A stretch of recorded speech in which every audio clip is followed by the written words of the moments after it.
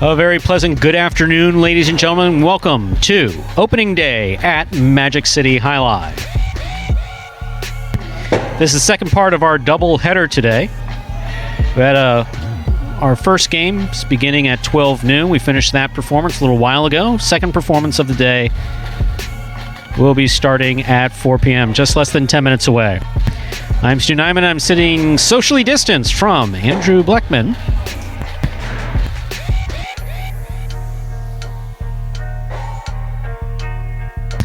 And we'll be guiding you throughout the day today through 9 games. Speaking of 9 games, we have our first of 9 games beginning at 12 p.m. In addition to exciting play, you can win and win big on Jai-Alai here at Magic City Jai-Alai. Each of today's games offer win, place, and show bets, as well as Quinella, Exacta, and Trifecta wagering. We also offer the high-paying High 5 Jackpot. That's a pick 5 wager. We also have a pick 3, and all new for 2020, the Mighty Ocho. That's a pick 8 that begins in game number 1.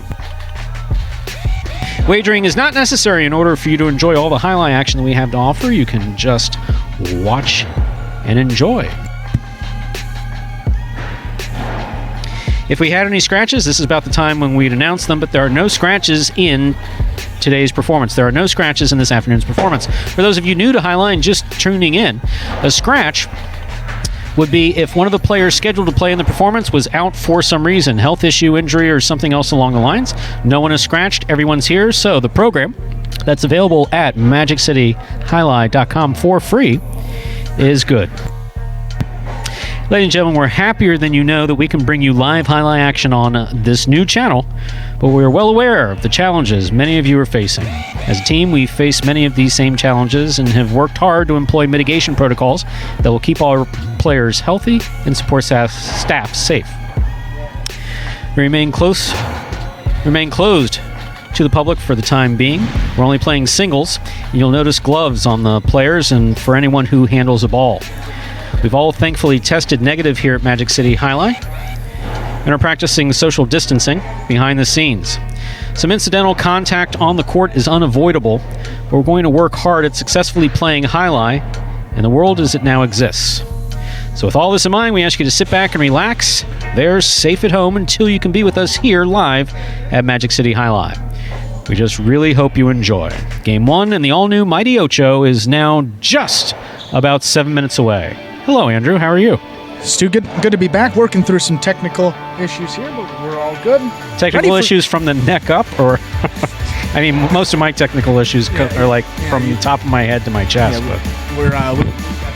But haven't been talking to a lot of people. Getting that back under control, learning how to communicate again. So that's good, and I think we did an all right job in that. Matinee was actually fun. This one of the things we can introduce folks behind the scenes that doesn't have to do with play is that for the last 2 years, we've employed a rather traditional type of Jai-Alai announcing here, which is announcing the point, calling attention to a good play, announcing results, and that's it. Lots of dead air. Since we've switched over to the Jai-Alai Channel, they actually want it to be more conversational. I was very much, of course, against this. I am taking my old ways of doing things, kicking and screaming into the night. You, representing the millennial generation, are, of course, very much in favor of this new style announcing, and I support your right to enjoy it, but I am not personally a fan. Well, I will say I talked to my parents between the broadcasts. They did inform me that I'm just on the outer edge of that millennial designation. 1996 is the cutoff, and I was born in 97, so 97. technically a Gen Z guy over here, but well, the truth of the matter is that I'm actually really enjoying it. I mean, I like to play that I really don't enjoy it because we'll add a little bit of drama to the fact that I'm kind of being pushed on my way out by a new way of announcing. But no, in truth, I'm actually having quite a lot of fun of it, especially when you team me up with a really good question that I can actually answer instead of having to come up with random stuff on my own. As a golf guy, I can tee it up pretty well. So here we go. The pun part of the evening coming up. That one was just too easy. So. It's just been such a crappy time for so many people that to be able to hit our opening day is just a terrific accomplishment. I mean, I'm glad we're able to do it. Our players have all, as I mentioned, our players have tested negative. We're doing social distancing. The locker room is closed. In fact, as I look out where the audience should be, of course, we're closed to the public, but as I look out where the audience should be, I see players seating, that are seated 8 feet apart from each other. It's all just kind of strange, this new world we're living in. Exactly, and typically where the people would be sitting. But the best part of it, I got to say, is last year, a lot of guys were coming up behind us, very close to us, but with this social distancing, it's really made our job a little easier as announcers. Not a lot of players coming into our ear. I know Ben, Vlo, a couple of guys really like to get into your ear and have some fun with you. Well, yeah, when not announcing, when not announcing the thing that I'm doing is training. I'm also director of Jai-Alai Ops here, and Juan Ramon Arasate and I split up the performances as far as practicing with the guys. In fact, someone's trying to get my attention now. Why don't you take over? I'm taking over for you, Stu. Just a little run through of our morning performance here for Friday matinee. Our first game, CRB played college wide receiver at Virginia Union and the University of Miami. One of the many Miami athletes we have on our roster here. He took that first game, Ben, with a win in game 2, another Miami guy. And Douglas, one of the top players we have here, arguably the top player, a Jai-Alai phenom. If you joined us for our first broadcast of the day, the pro comparison I gave to Douglas is Luka Doncic. If you're familiar with other sports, Luka is a generational type talent, a Slovenian basketball player, plays for the Dallas Mavericks. He's a point guard, really the leader of his team. He's got the poise, he's got the swagger, he makes plays, everything you really want in a star player. Every team needs that type of guy, and we have our guy on this roster, and that is Douglas. So definitely look forward to playing him. I think you're going to get your first look at Douglas, if my program is not mistaken here. Looking game 3, Douglas will be in the 4-post. Something to look out for, but tons of talent on this roster. All of these guys continuing to develop, as Stu mentioned. We are in the 3rd year building this new brand of Jai-Alai here at Magic City. A lot of former athletes, guys that have transitioned from other sports, so taking that athletic prowess and putting it into a more traditional First time I ever saw a Super Bowl ring up close was right here. How about that? I know. I'd never seen one before. Was that when Lawrence Taylor came in? Was that? No, that's when our own... Wait a second. You're supposed to know all the details about the players. You don't know one of our players has a Super Bowl ring? Well, Scott, what are we doing here? We do know that. Scott, I mean, come on. I was at that Super Bowl. Did you actually get the right diploma? Here. Did you get the diploma or no? I didn't get the diploma. You didn't get... It's all right. Someone should have Did they allow you to walk? I used this line. Someone should have Dean Smith me. If you watch the Michael Jordan thing, I didn't need to go to school for our very own Tenard Davis, who plays under Jedden, played on the 2006 Super Bowl Colts. I try to forget that game. I was there. I was in the crowd. I was rained on, and I watched the Bears lose all in one. So that was a very exciting day listen, for me. I'm sure, so we're now 14 years later, if you go out and tell Jedden that you got a problem with it, I'm sure he'll hear your complaint. We have absolutely. 2 minutes till post. What is post time? Post time is the time when we begin the games. Game 1 begins in just 2 minutes away, so we have 2 minutes. If you're making wagers, to make those wagers before we begin the first game. And then we will begin game 1. And once again, as we said before, there are no scratches, meaning that everybody is playing as scheduled in the program.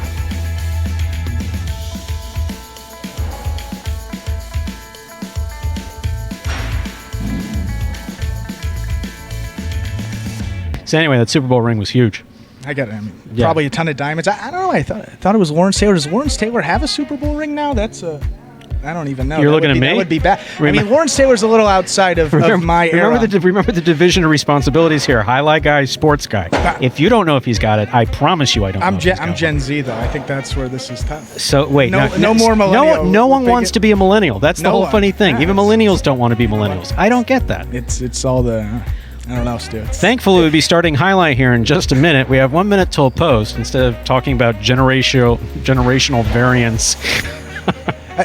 It is interesting, though, I will say. I mean, I checked a couple different sources. You know, a good journalism guy, you can't just use one source. And you see that there are different, requirements to get into these different things. Some have millennials, the 98, 97, 97. I don't understand how that's possible. Stu's ready to go. We're going to stop talking about it. Take it away. Ladies and gentlemen, with this serve, we'll begin game number 1. A spectacular 7 singles match. Played to 7 points, all points double after the first round of play. Spectacular 7 means that all points will double after the first round. Serving now in the red shirt of post 1, we have number 18, CRB. Receiving, blue of post 2, number 10, Juice.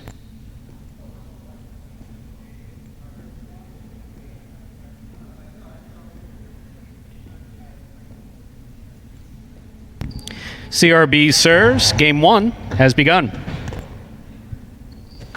It's a hard throw from the forehand of Juice. Robote, the rebound play from the backhand of CRB. CRB scoops it up on the left side. Juice, the soft play. CRB on the run. He caught it. He picked off the changeup. Juice has it on the forehand.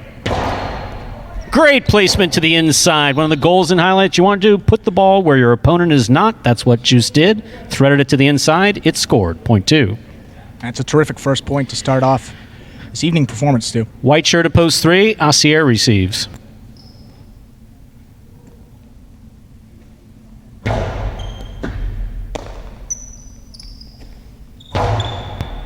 Hard backhand by Asier. Will score. Point 3. Here's post 4 in the green shirt, number 29, Vuolo.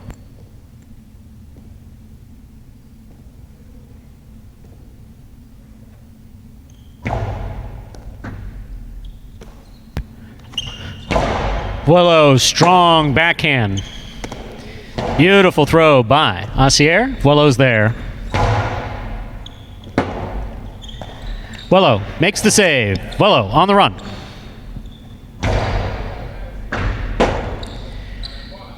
Asier again, great effort. Falling down, trying to thread the needle to the inside. Just missed. That hit the pad, and the pad is bad. Point 4. Now receiving in the black shirt of post 5, Lamonte.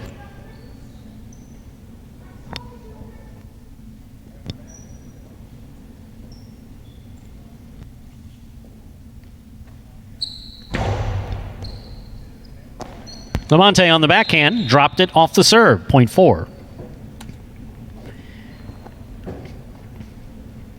That'll bring to the court the yellow shirt of post 6.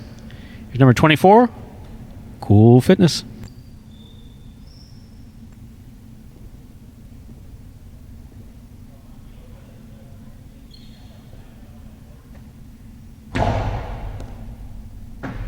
Cool Fitness on the backhand. Nice and hard to the inside. Scoop by Vuolo. Robote, backhand, big bounce, going up and scoring. Well thrown by Cool Fitness, point 6.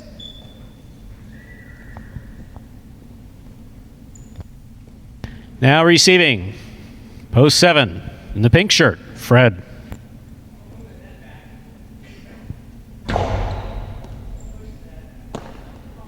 Ball dropped on the forehand of Fred, right off the serve, point 6. Here now to complete the first round and receive, wearing the purple shirt of post 8, number 37, Tennessee in the purple shirt.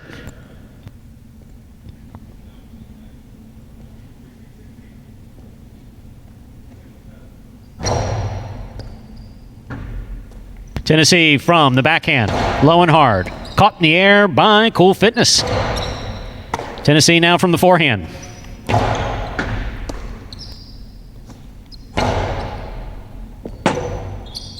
Backhand Robote thrown by Tennessee. Missed. Point 6.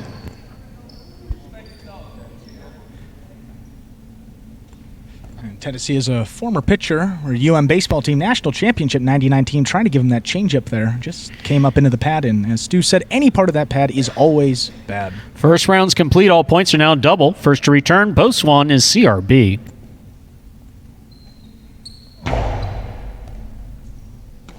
CRB from the forehand. Throws it nice and hard to the 10 line.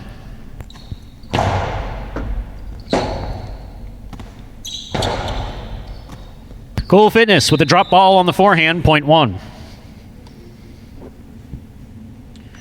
One serves again to the 2 post. In the blue shirt, we have Juice.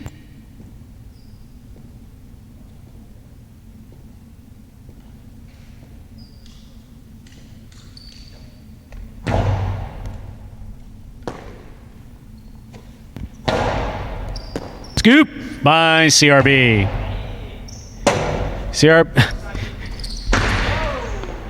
Juice was looking for that ball to hit the overhead screen. It didn't. You got to play it like it's not going to hit it. You got to stay with it all along. Start running before you start pointing. Point one.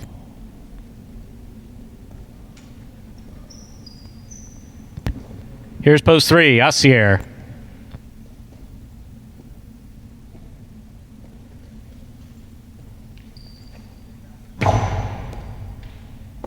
Ball tipped off the serve. Point one. Possible game point here for the red shirt of post 1, CRB. Trying to stop him in the black shirt, Lamonte.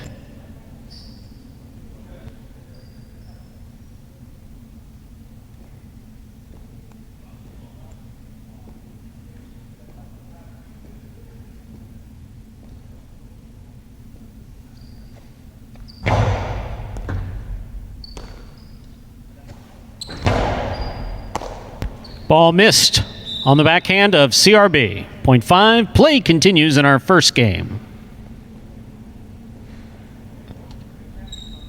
5 on the board, 2 points. Here's post 4, Vuelo.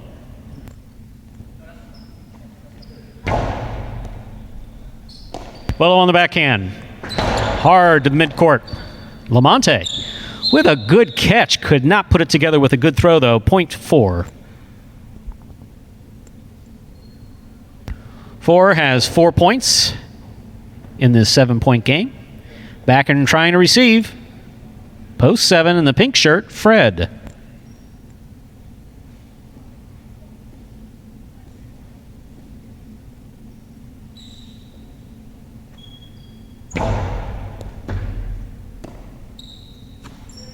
Low, hard.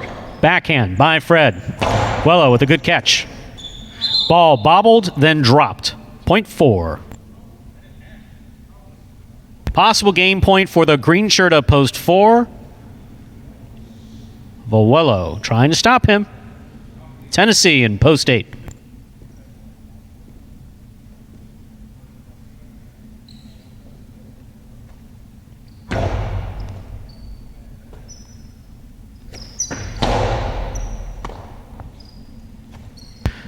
Vuelo, nice forehand. Tennessee going for it one-handed. And he missed it. Point and game to the green shirt of post 4. Vuelo. No playoff here. 1 places, 6 shows. So the result for our first game unofficially right now is 4-1-6.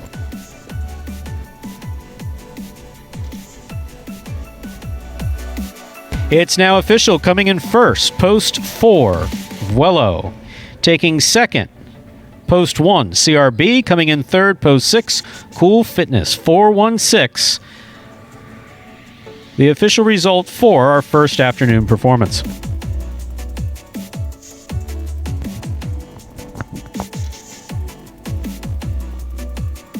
Stu, a pretty impressive day 1 for Vuelo. As we mentioned, only 20 wins in total last year already. 10% of that total, picking up his second of the day. Got 1 in the earlier performance and taking the first game of that second performance there. What do you think of Vuelo's development as we got the prices coming up here? Who's got the prices coming up right now? Yeah, let's give you some prices, then we can talk about Vuelo. From game 1, Quinella, which is first and second in any order, 4 all, $2.60, 1 all, $2.40. That's 1 with all numbers and 4 with all numbers. That's a consolation in the Quinella. 50-cent trifecta, 4-1-6. Returning $92.25. A trifecta is first, second, and third. There's an exacta if you're wagering on that. Exacta is first and second, preferably in direct order, 4-1, returning $17.60. Up next is our second game, a spectacular 7. Singles match. Play to 7 points. Points double after the first round of play. That's why we call it Spectacular 7.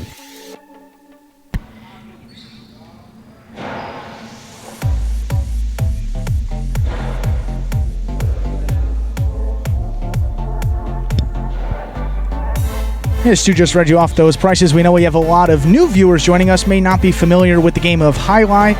What we got for you, we got a quick little video explaining how these singles games are going to be working. Take a look. Singles games are played with 8 players. Each player wears has a different color jersey numbered 1 through 8 on the front. These numbers are traditionally referred to as post numbers. Post numbers are used to signify the order in which the athletes will play in a game. These numbers are also used for betting purposes. Don't be confused by the numbers on the back of our jerseys, those are just for fun. Each game begins when the player in the post 1 red jersey serves to the player in the post 2 blue jersey. The served ball must land between the 4 and 7 lines marked on the court's side wall. If the ball lands between those lines, the serve is good and play continues until one of those 2 players wins that matchup. The player who loses the matchup exits the court and waits for his next turn at the end of the rotation. It's important to note that every game has 2 rounds. The first 7 matchups in a game make up round 1. Each matchup in round 1 is worth 1 point. Round 2 refers to all matchups that take place after the 7th and final matchup of round 1. The number of matchups in round 2 varies from game to game. And in round 2, each matchup is worth 2 points. The first player to earn 7 points wins the game. Welcome back, guys. We hope you enjoyed a little explanation video of Jai-Alai, and as you're watching, make sure to hit like and subscribe to the Jai-Alai Channel. This is our first broadcast of the 2020 season, inaugural broadcast on the Jai-Alai Channel as well, Stu.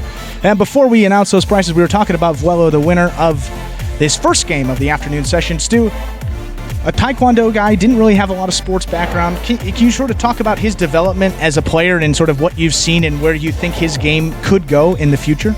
Well, he's extremely athletic. He's in particularly good shape. The issue with Vuelo has not been anything having to do with his game. He's unfortunately been injury prone. And in the first season, he had an ankle injury that required surgery. That kept him out for a prolonged period of time. So, you know, if you've been playing Jai-Alai for 5, 10, 15 years, whatever it is, you can afford to take a few months off to nurse an injury. When you've just learned that year to have an injury in the beginning, that's one thing that we have found is that for these guys, and again, we should explain that most, you know, when you think of professional Jai-Alai, you think about, you know, whether it's at Dania, Miami, a number of places in Connecticut, which, you know, were very popular in the 70s and 80s, and beyond, in the 90s, of course. You know, players come to professional Jai-Alai with 3 to 5 years of amateur experience before they ever start playing professional. Our guys had 6 months. Yeah. Many of them had never seen. That's back in 2018. So we're in our 3rd year now. So if you've been playing for a number of years, you can take time off. If you've just started, or you have a few months on your belt, and so Vuelo lost a lot of what he picked up. Last year, too, had some issues with injuries. So if he can stay healthy and he can play, he'll do fine. I mean, he'll do really well. I've always believed that. He's got good power on both sides. Catches actually pretty well. Gets a little bit hyper, a little bit jumpy. Yeah, and that's interesting. You talk about Vuelo. We've been doing these whole player comparisons. If you joined us for the first broadcast and comparing them to major sports players, and we got an NBA comparison for Vuelo. You kind of touched on a couple of these points already. I go with Aaron Gordon, player on the Orlando Magic. Extremely athletic, a high flyer. Vuelo, obviously, he got that name for his flight ability in his days at North Miami when he was first practicing. He was just jumping all over the court. So that's the nature of his nickname. So I got Aaron Gordon. Obviously, Aaron Gordon participating in a couple of dunk contests, absolute high flyer. That's a big part of his game. But he's very athletic. He's very raw. He's got a lot of tools, a few years of pro experience. And a point that you mentioned that Aaron Gordon also is a bit injury prone. He hasn't, stayed on the court. That's really stunted his development as a player. So that's why I really see the comparison. If you're looking for a major sports comparison, we'll be doing this throughout the performance. I really see Vuelo as an Aaron Gordon type. Very athletic, very raw, but when he puts it together, he's very exciting to watch, and that's really it. He's an entertaining guy, fun personality, and that's why I go with those comparisons. And as a Jai-Alai person, I'm going to take your word for that. We have 2 minutes till post in game number 2. Game 2 is just now 2 minutes away. Actually, I am really, really impressed with your knowledge of that. I mean, most people watching sports are kind of used to that, and I get that. I, unfortunately, when I was a kid, I found Jai-Alai, and that was just kind of it. I mean, we used to have season tickets to Dolphins, but that was a long time ago. Yeah, I mean, it's more growing up on it has really been big for me. I've been sort of a sports guy my whole life, just watching, playing video games, and all that. You just kind of learn terms, you learn words, you learn all the lingo. So, it just something that is fun for me. It comes a little natural, and I just like to make those comparisons just for our viewers, because obviously Jai-Alai is a very new game for them. They don't understand sort of what's going on. So if you can get a player that you say, if you're a fan of Aaron Gordon, you understand, if you like basketball, you understand he's a high flyer, he's very athletic, he's a dunker. That's the type of player he is, so really like those. It just give you a sense of the type of guys we have on our roster. It's very varied. I can picture a couple of the contributors to Tigers Board looking at the TV right now saying, new to Jai-Alai? I've been watching Jai-Alai for 55 years. Who's new to Jai-Alai? And then, of course, they'll probably post something or send me a text or something like that. And that's the way it goes. But look, we need our traditionalists as much as we need anybody. And fortunately, Absolutely. that little anecdote brings us to post time. And ladies and gentlemen, we're ready to begin game number 2, a spectacular 7 singles match. Played to 7 points. All points will double after the first round of play. Serving in the red shirt to post 1, number 7, Ben. Receiving blue post 2, Cool Fitness.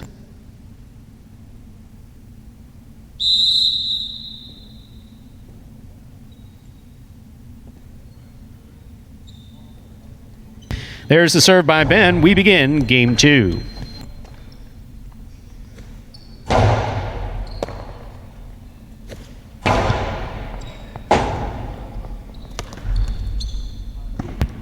Bat, rebound, the rebote falls short of front wall, point 1.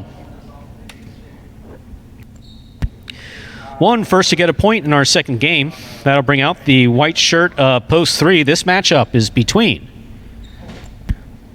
Ben and Vuelo in the white shirt of post 3.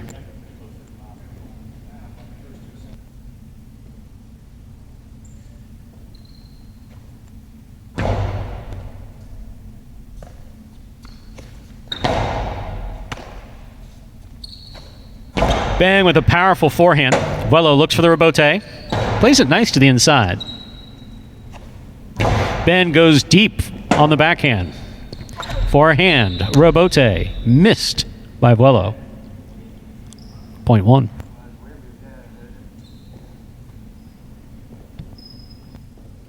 Green shirt of post 4 receives. Number 22, Bueno.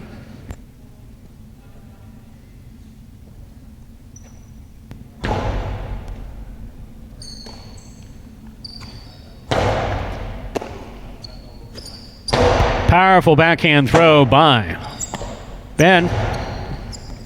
Ben's midcourt for the catch. Scoop attempt missed. Point 1.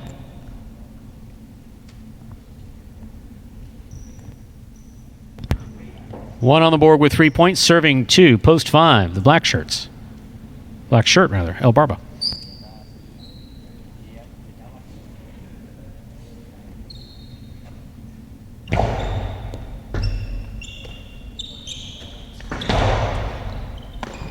Ball tipped on the forehand of Ben. Point 5.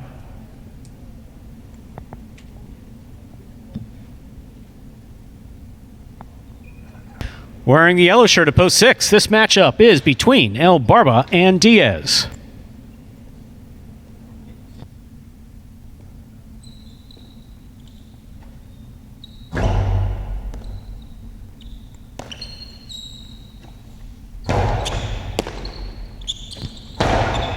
Strong backhand by El Barba scores. Point 5.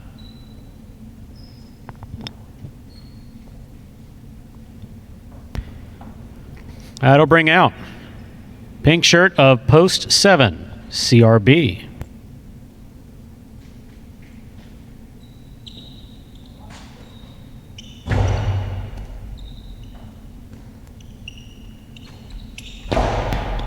CRB goes hard to the inside where it scores. Point 7. Here now to complete the first round and receive, wearing the purple shirt of post 8. Number 8, Jedden.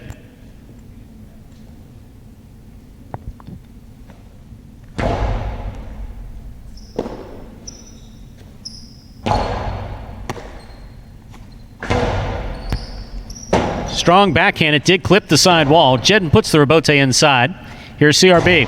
Another hard one. Rebote comes out. Jedden makes the save. CRB on the run. Missed it on the forehand. Point 8. And with these cestas, there's not a lot of space to catch the ball, so particularly when you're moving that fast, it makes it even more difficult to get there. Margin of error of ½ inch on either side. Yellow shirt, blue shirt at post 2. Cool Fitness receives.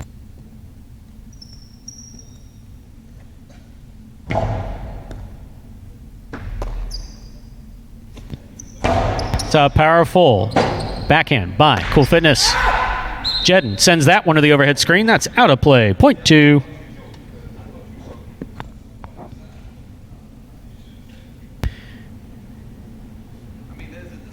Here we are in the second round where all points are double. 2 is serving. To the returning 3-post in the white shirt, we have Willow.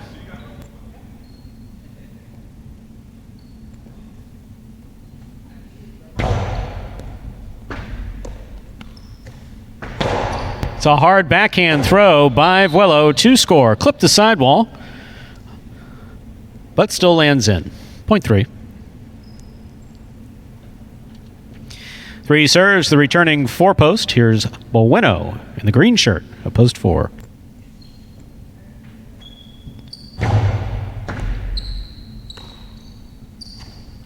Low and hard by Bueno. Scoop attempt missed by Vuelo. Point 4.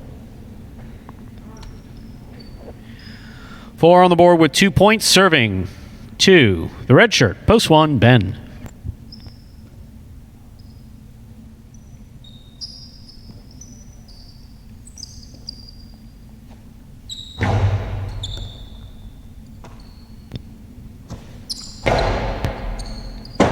Nice backhand by Ben. Bueno on the rebote. Here's Ben again. Powerful backhand to the inside. Bueno on the rebote. Here's another rebote, the rebound play, this time to the forehand. Forehand, carom, rebote lands out. One of the most difficult shots to try to throw in Jai-Alai. Forehand, carom, rebote lands just wide. Point 1.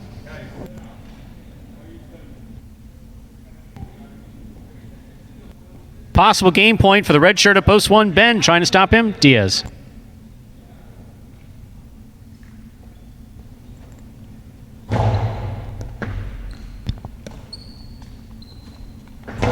There's the backhand by Diaz. Ben's got it. Ben throws hard to the inside. Diaz. Nice rebote on the backhand. Steps under it. Ben's there. Hard throw by Ben. Stopped by Diaz. Great catch. Almost made by Ben on the run. Bobbled it, then dropped it. Point 6. He had to make that decision to either let it bounce and maybe take the rebote or go for it in the air. Went for it in the air and unfortunately wasn't able to come up with it, and the game continues. And we always direct them to try to catch the ball in the air. Absolutely. Here's post 5 in the black shirt, El Barba.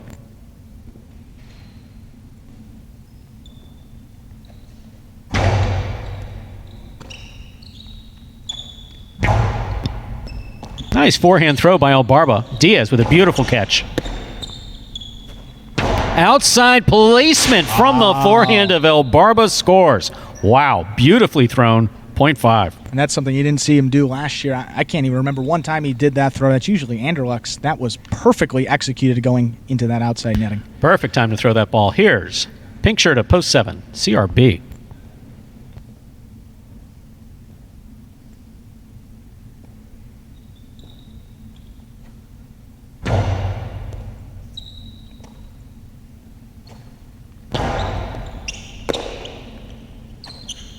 Powerful forehand from the forehand of El Barba. El Barba with another strong throw. Here's CRB. CRB nicely played on the forehand rebote. Forehand rebote to the overhead screen, up and out. Point 5. That gives El Barba a possible game point in the 7-point game. He's on the board with 6 points, trying to stop him. In the purple shirt at post 8. Number 8, Jedden.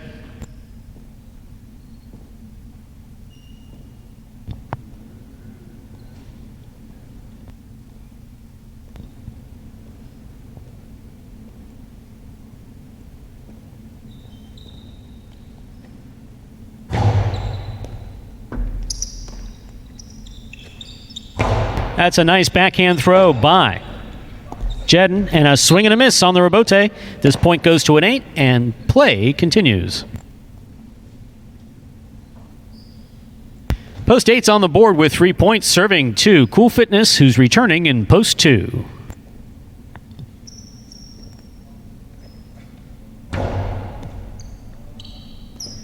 Ball missed off the serve. This point goes to the 8.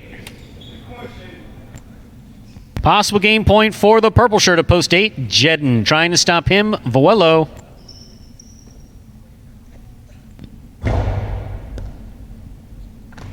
Great catch by Vuelo. Hard backhand throw.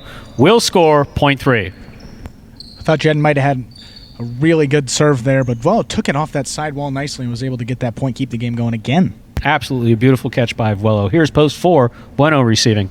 Vuelo has 4 points.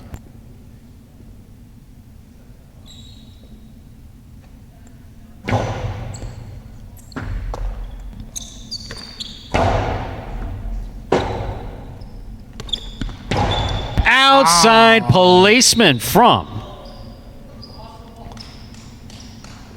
Vuelo scores .3. This game cannot be played beyond 7 points. 3 has 6, 1 has 5. Vuelo serves to Ben for the game.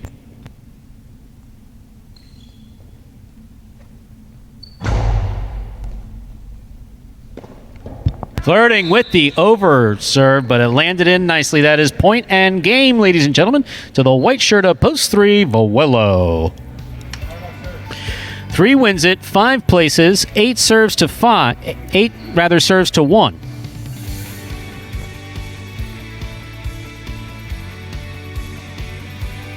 8 serves to 1. This is show point. Show point is 3rd place.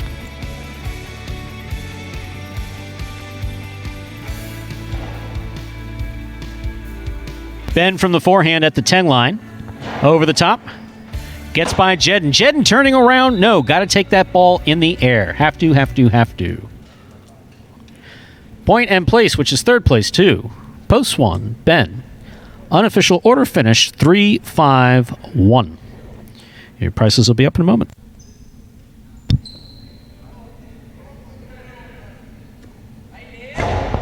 I'll say this, Stu. We've been talking about the potential of Vuelo in year 3, how it's going to be a big year for him. His health concerns, obviously. He's been his own worst enemy in terms of staying on the court.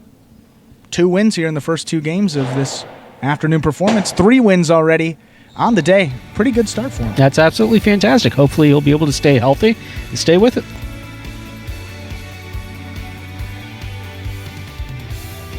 But no, there was some spectacular play there for Vuelo. And in terms of highlights, what we saw there at the very end with Jedden was, do I go up and get the ball in the air? Do I get it on the bounce? Do I look for the rebote?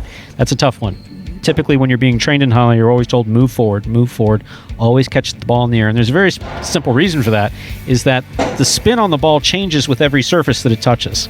So when it leaves the cesta, it has one spin. When it hits the front wall, the spin changes slightly. So if you catch it when it's coming off of the front wall, you have a very predictable spin. Once you incorporate another surface into that, whether it's the sidewall, whether it's the floor, catching it on the bounce, the back wall on the rebote, makes it incrementally at least more difficult to catch. Not necessarily much more difficult. It's just much more predictable to catch the ball in the air. He got caught trying to get up and get it.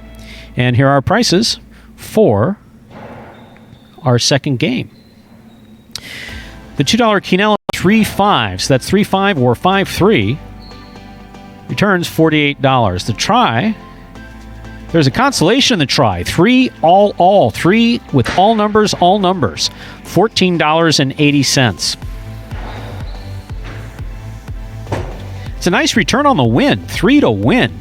Someone placed a nice win bet there. 3 to win, returning $24.60. And look at those place prices. 3 to place, $18. 5 to place, $18. So it wasn't in the exotic wagers. What are the exotic wagers? The exotic wagers are that Quinella, Exacta, and Trifecta. So those prices are a little below what we're used to seeing, but on opening day, we're not tremendously surprised by that. But these that win price of $24.60, pretty impressive. So that, with some impressive highlight, kind of a win-win. Up next, ladies and gentlemen, is game number 3. Game 3. Again, a spectacular 7 singles match. Play to 7 points with all points doubling after the first round of play. Game 3 begins. Today's High 5 Jackpot. The High 5 is a pick 5 wager.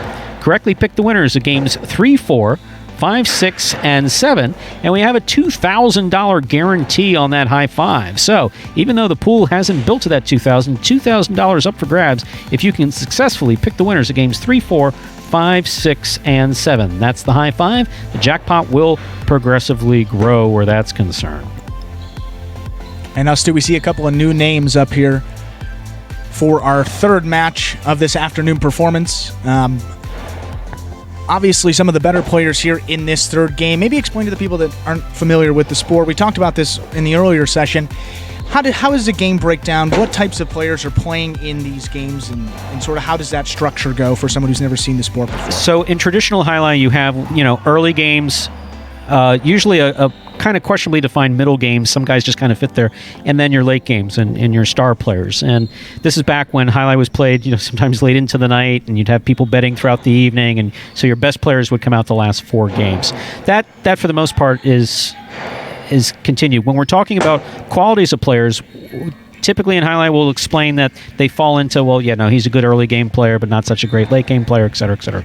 So basically what it is, it's just kind of another way of saying where a person fits into the pecking order in terms of skill. So here, all of our players actually just started, no one started playing professional more than 3 years ago. And actually the majority of our players never saw a highlight cesta more than 4 years ago. So to be where they're at is actually pretty impressive. But highlight is very much an individual game, and they've all improved based on their own skill level. Some have improved much more rapidly than others.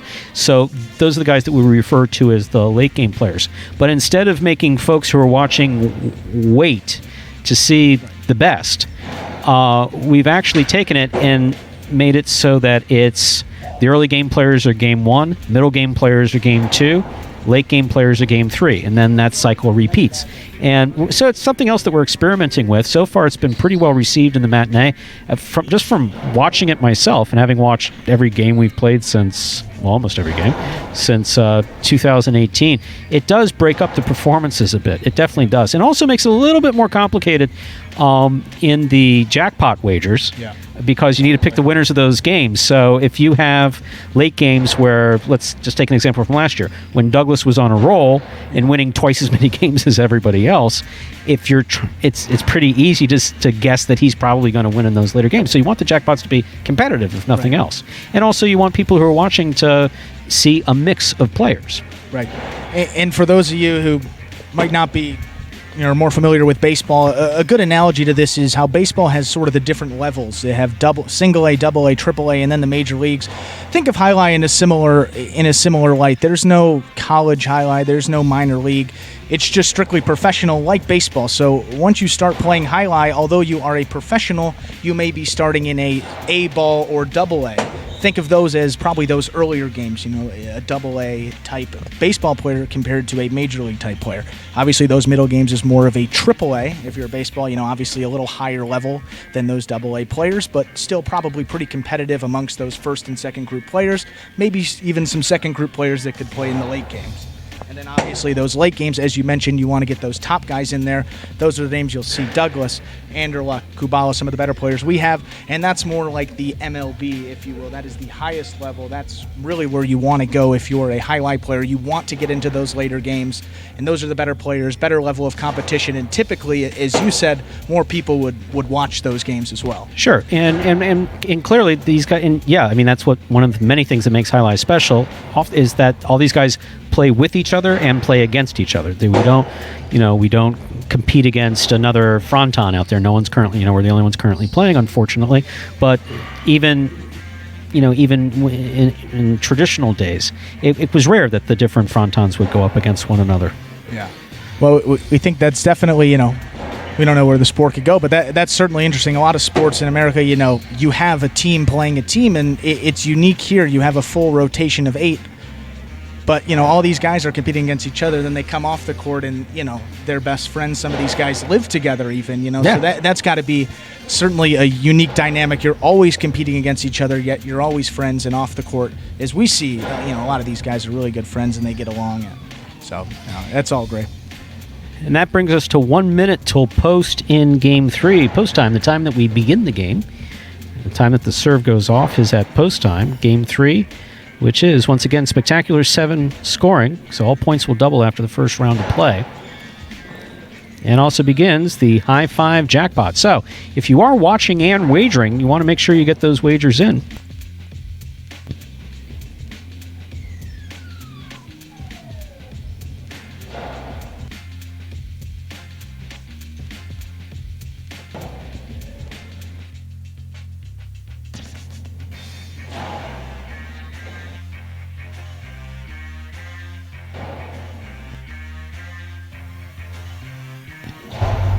That brings us to post time.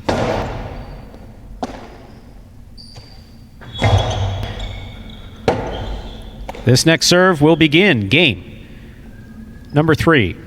Spectacular 7 singles match. Play to 7 points. All points doubling after the first round of play. Serving in the red shirt of post 1 is number 22, Bueno. Receiving blue of post 2, Jedden. The first matchup between Bueno and Jedden.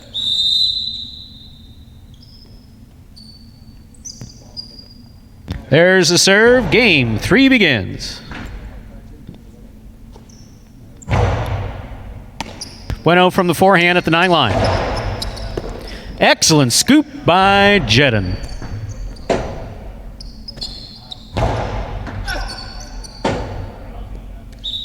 One. Bueno gets the first point of the third game. Here is the white shirt of post 3, number 1, Andrew Luck.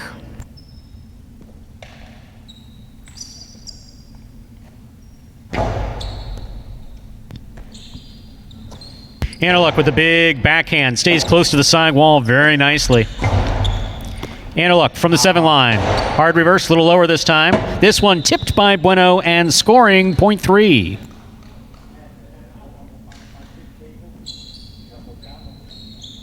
That'll bring to the court the green shirt of post 4. We have number 13, Douglas.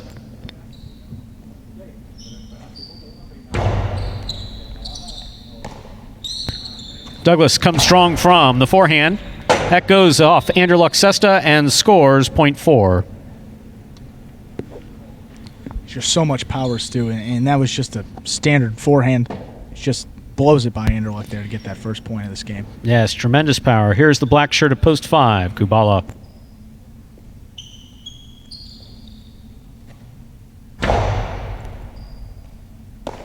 Kubala on the backhand to the inside. Douglas is there. Over the top. He goes back to the inside. Robote forehand at the side wall. Difficult play. Douglas goes to the floor to make this Robote. Scoop attempt missed. Point 5.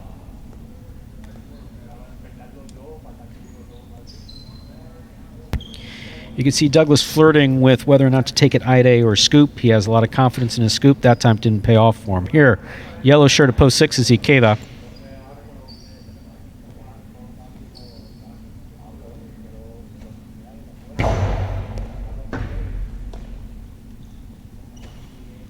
Ikeda comes strong from the forehand. Powerful backhand by Kubala. Ikeda on the Robote. Hard, low throw by Kubala. Back to the inside it goes. Robote. Interference, ladies and gentlemen. The point will be replayed. Interference is a call that's basically a judgment call of the judges. If a player cannot get to a ball and the judge determines that he could not have gotten to the ball because of blocking, very rare occurrence. In this case, it was given. We'll play it over.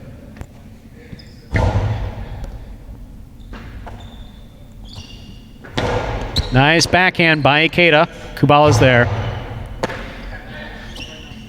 Ikeda comes strong from the backhand. Robote missed midcourt, point 6. So you talk about maybe in other sports it's a little bit of strategy to, impede the view of one of the players, but highlight the ball's coming so fast it's dangerous. That's certainly not what the players are taught to do or what they're supposed to do. You're absolutely right with that. Here is post 7, the pink shirt, Carballo.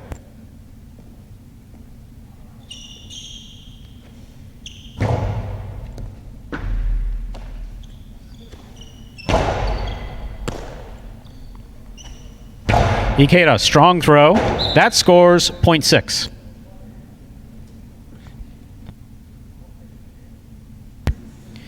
Here now to complete the first round and receive, wearing the purple shirt of post 8, we have number 77, El Barba.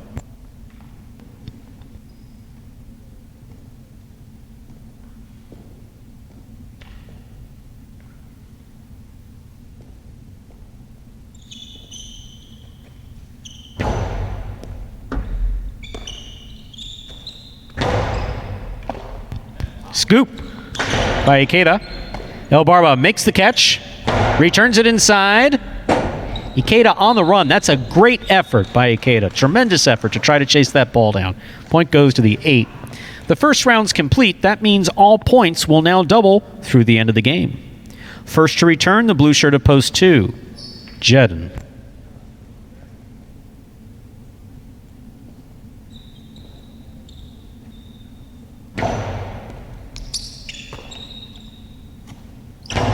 That's a powerful backhand by Jeden. Robote 2-all lands just out. Finesse shot, just missing, 0.2.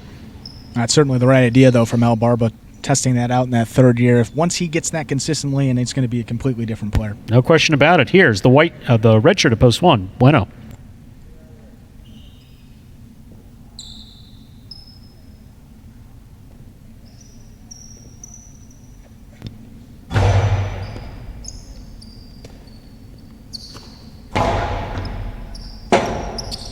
Robote left side, thrown beautifully by Jeden. Here's Bueno. Jeden goes deep from the left side. Robote backhand. It's a 2-all. Bueno's got it. There's a hard throw. Jeden looking for the Robote that's just not coming out. 0.1. One on the board with 3 points, serving to post 3. Here's Anderluck.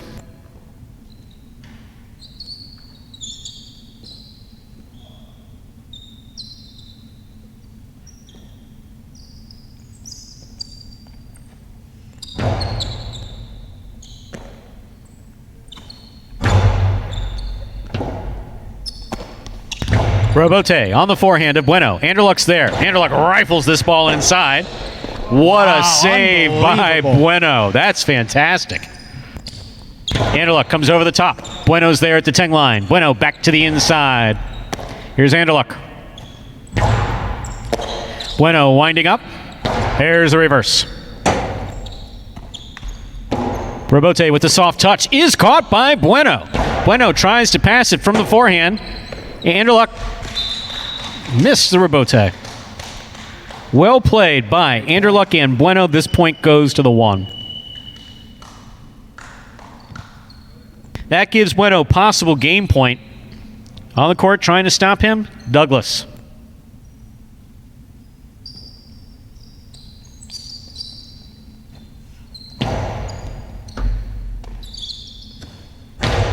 It's a hard backhand by Douglas. Nice Robote by Bueno. Here's Douglas winding up. 2-all with the soft touch, scores. Beautifully executed by Douglas. 0.4, play continues.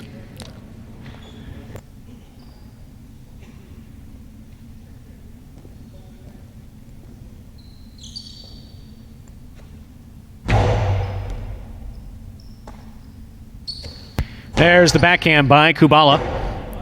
Robote for Douglas. Douglas puts it beautifully to the inside. Gets a nice bounce at the 10 line. Kubala makes a great save.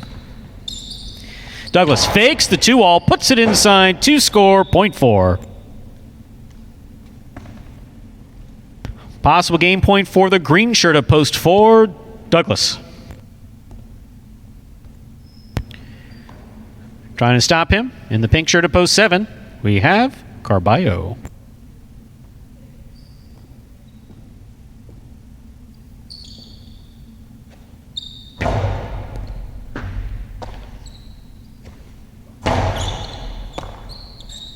Douglas from the forehand looks to get a big bounce out of the floor. Carballo returns with his own. Scoop missed. Point and game, ladies and gentlemen, to the green shirt, a post for Douglas.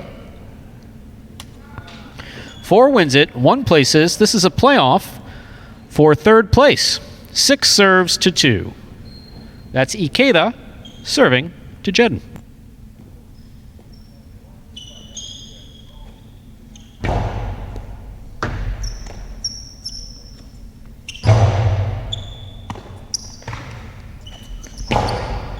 Jedden with a good catch on the backhand.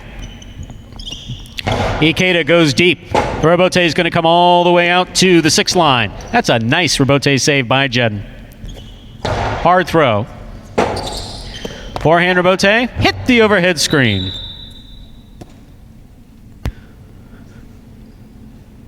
Third place goes to post 6, Ikeda. Unofficial order finish 4-1-6. Your prices will be up in a moment.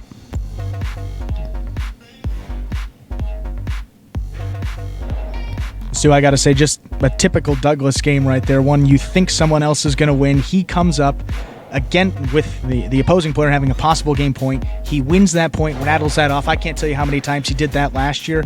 Does it again in this first performance of the afternoon. Really, really strong play. He rattles off points probably better than anyone. Gets in a really good rhythm.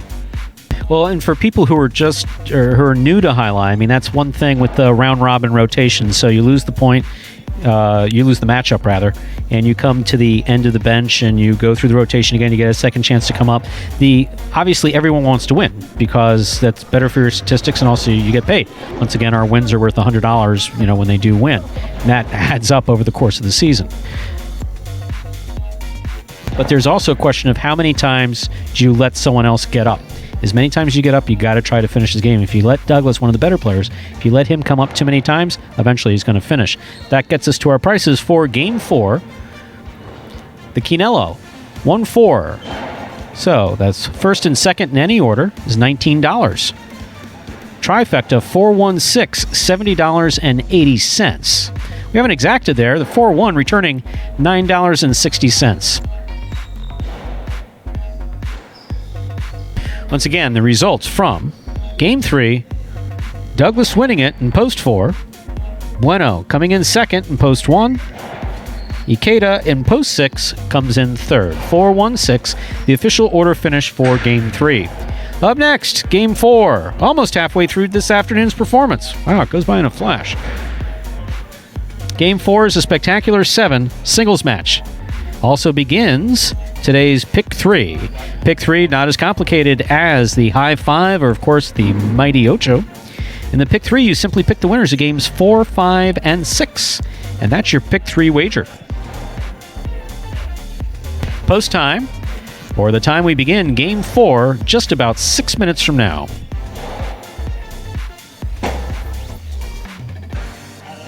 The Mighty Ocho, Stu, the new wager this year.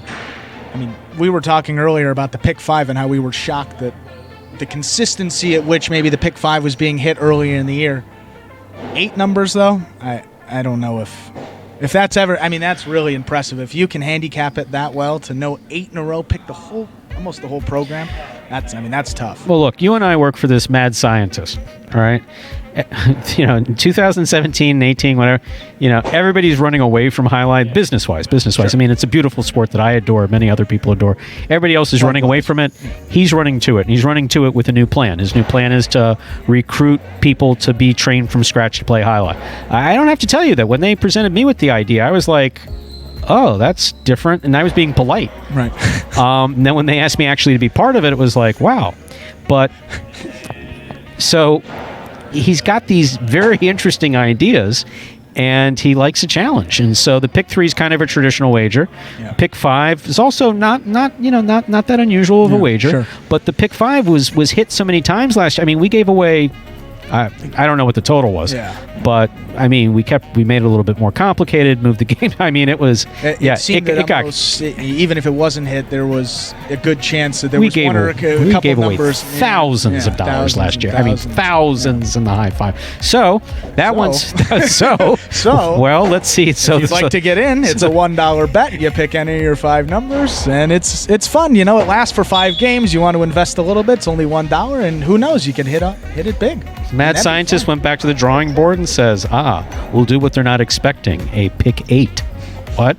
Pick 8? Yes, pick 8. So a pick 8 instead of the high 5. No. Pick 8 in addition to the high 5. It's like, hey, okay, we'll give it a shot. And that's the origin story. That's the origin story of the pick 8. We need to get a plaque somewhere up here, and we need to get the names of the Mighty Ocho. If you hit that, and you deserve to be on the Magic City Wall of Fame or Jai-Alai Handicapping Hall of Fame. Or the Jai-Alai Hall. Is there a Jai-Alai Hall of Fame? Jai-Alai Handy? Individual frontons over the years have had their own Hall of Fames. Yeah. Tampa Jai-Alai, which no longer, of course, there had a terrific Hall of Fame. Miami, of course, the America's first fronton, as we used to call it, which is not us. This is Magic City Jai-Alai, but the former Miami Jai-Alai used to have a beautiful museum. Connecticut had one. Now it's fallen into the hands of individual collectors, some of whom watch this. Yeah, absolutely. Mark Kay is oddly enough a guy who lives in, I believe it's St. Pete, has one of the best collections of Jai-Alai memorabilia anywhere in the world. Sure. I mean, he's got jerseys and programs from all American frontons going back. It's really kind of an amazing thing. Yeah, no, that's awesome. We have 3 minutes till post. 3 minutes till we begin Game 4. Game 4 is now just 3 minutes away. And actually, there's I should point out, we're not affiliated with it in any way, but there's a new interesting website that's up. Lots of statistical data on numbers, which is particularly interested if you're seeing how kind of the betting works. It's called Say Jai-Alai, S-A-Y, Jai-Alai. Again, has nothing to do with us. One of our biggest fans, Steve put this site together. He's put a lot of time into it, and it's a very informative site. He had told me about it, and I hadn't seen it. And then one night, of course, during the lockdown, when there's, nothing else to do, I was like, you had some time. Yeah, exactly. Let's take a look at this. And my God, because I obviously know the Jai-Alai part. I know how the wagering works, but I've never placed a bet on Jai-Alai ever. I mean, I've never placed a bet on Jai-Alai. So I can engage in conversation about it, but usually don't know what people are talking about.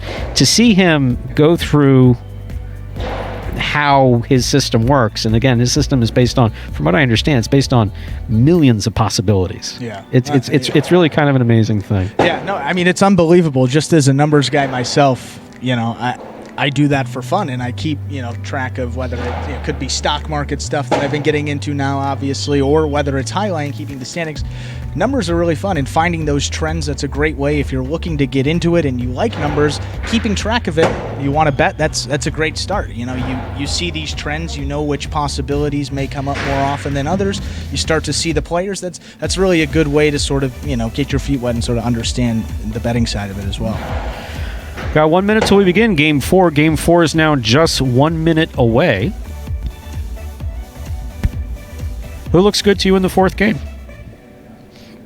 Well, Stu, I got to be honest. I'm really impressed with the play of the green shirt of number 4, post 4. That's going to be CRB. CRB and Vuelo's been finished games. I mean, for someone to get 3 wins in a performance would be huge. Yeah. He's got 2 under his belt right now, and he's also in a difficult post position, which is 7. 7 because of the points doubling and the rotation, the round-robin rotation. The 5 post is a little bit more difficult. 7 post is more difficult. 6. Certainly, yeah. It's similar, as you're mentioning, to baseball. The guys at the top of the order, they probably have more chances to bat typically than the other players. And 0 minutes to post 4. We're at post time. We're ready to begin Game 4. A spectacular 7 singles match. Played to 7 points. All points double after the first round of play. Serving in the red shirt at post 1, we got number 10, Juice. Receiving in the blue at post 2, number 30, Diaz.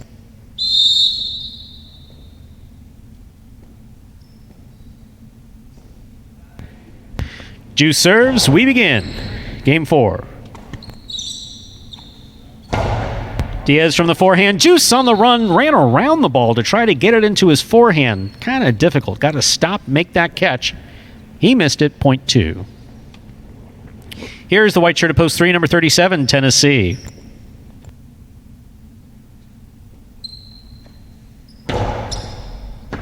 What a catch by Tennessee off a difficult serve by Diaz. Diaz with a nice catch. The backhand rebote caught the top of the pad. And any part of the pad is still bad. Point 2.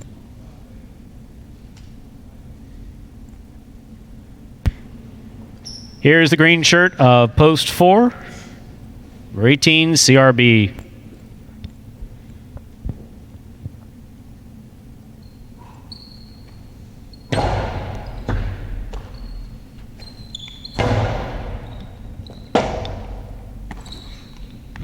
Robote save by Diaz. CRB runs up. Here's the reverse. Diaz again, this time Robote to the inside. CRB on the run, tips it away at the 8 line, point 2.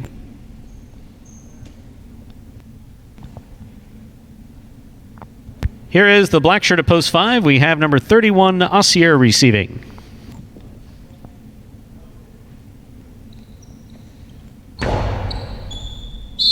Overserve. The ball's got to land between the 4 and 7 line. That went past the 7 line. That's an overserve, loss of point. That matchup goes to the 5. Here's post 6, Lamonte.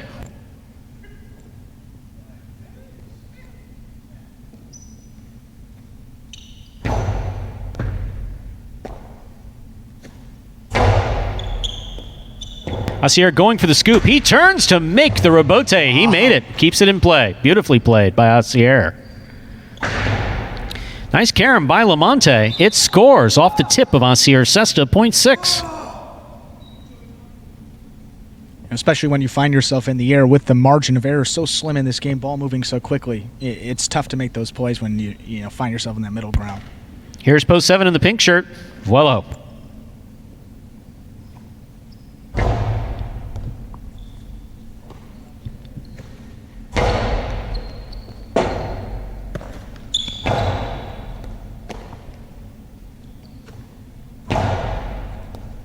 Scoop attempt missed. Point 7.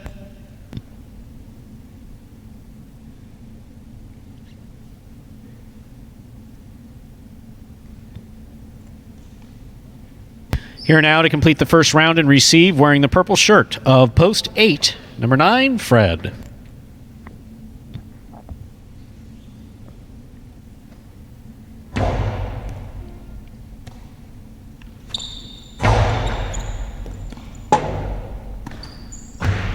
Robote backhand hit the overhead screen. That's out of play. Point 8.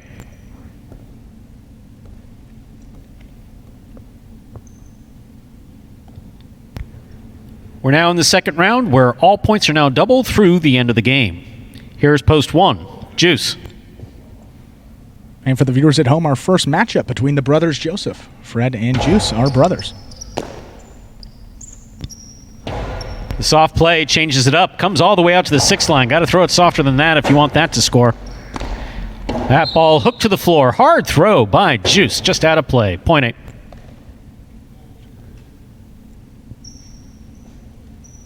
That'll bring back post 3, number 37, Tennessee.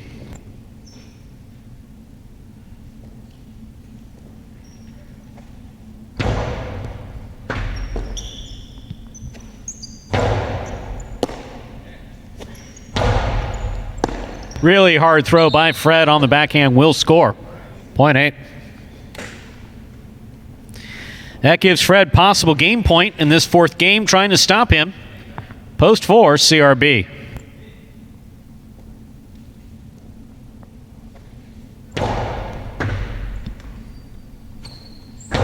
CRB gets it by Fred on the right side where it scores, point 4.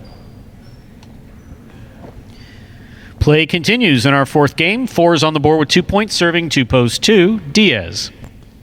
Once again, so you see those guys with possible game point. Always tough to close those out.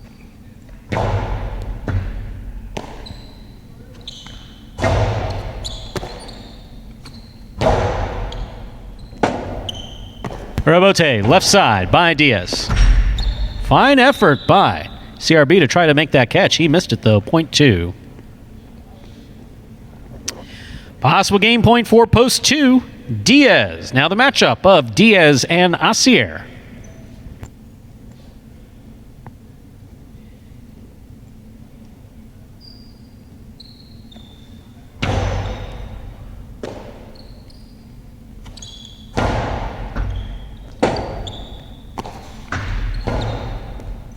Asier moves up to make the catch at the 6 line. Throws it back hard. Diaz in place for the rebote. What a save. It's a 2-all, and it scores. Point and game, ladies and gentlemen, to the blue shirt of post 2, Diaz. 2 wins it, 8 places, 4 shows. No playoff here. 2-8-4, the unofficial order finish for Game 4. And that's that spin you were talking about, Stu. Once it catches a piece of that wall, that had a very violent kick out to the right into that side netting. Great way to close it out for Diaz. You just have to think about the ball and how it leaves the cesta and how it rolls off the tip. And the more you snap your wrist, it's not conscious. It's not conscious. So the harder you pull your arm, the more you snap, the more spin, the higher the velocity of the spin coming out of the cesta. And if it catches the wall, whatever surface you've thrown it to, some form will give you better stick. So it cuts out more or less, and it's obviously as the more years that you play, the more balls that you throw, the more you're able to actually control that stuff. Right now, we're still very much in the learning process. Right, and it's did well. Oh, prices are up. Stu, you got them. And we have the prices for Game 4. The Quinella 2-8, 38.20. Exacta 2-8, $42. Trifecta, that's first, second, and third place, 2-8-4, $105.35. So again, the Quinella is first and second in any order. The Exacta, first and second in order. And the Trifecta, first, second, and third in any order. Or you can bet it straight if you want. A little bit more complicated of a bet. Well, it's actually not complicated, just statistically a little bit more difficult to pick it straight. But if that's what you'd like to try, so be it. Up next, Game 5 in this 9-game performance. Game 5, a spectacular 7. Doubles match. This is right. See what happens? You stop concentrating and start calling singles, doubles, and wow, it happens.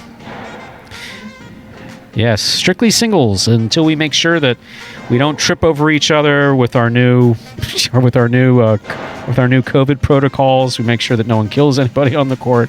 And then if all goes well over this weekend, we'll introduce doubles next week. And doubles, the only difference between doubles and singles is 2 people playing on a team as opposed to individual play in singles.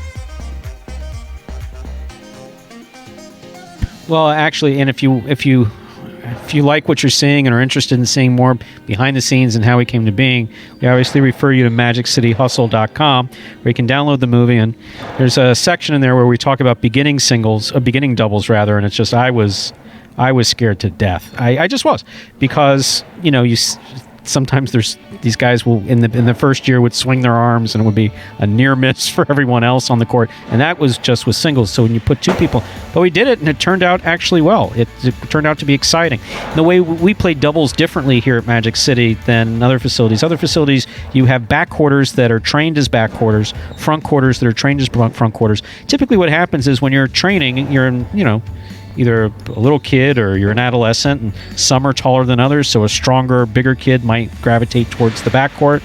Another kid might be more aggressive, might develop a rebote earlier, again, while you're playing amateur, so you might naturally gravitate towards the front court.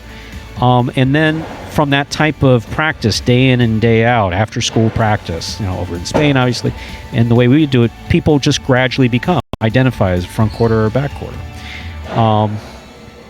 Here, there wasn't enough time to train that way. Everybody just learned how to play. Right.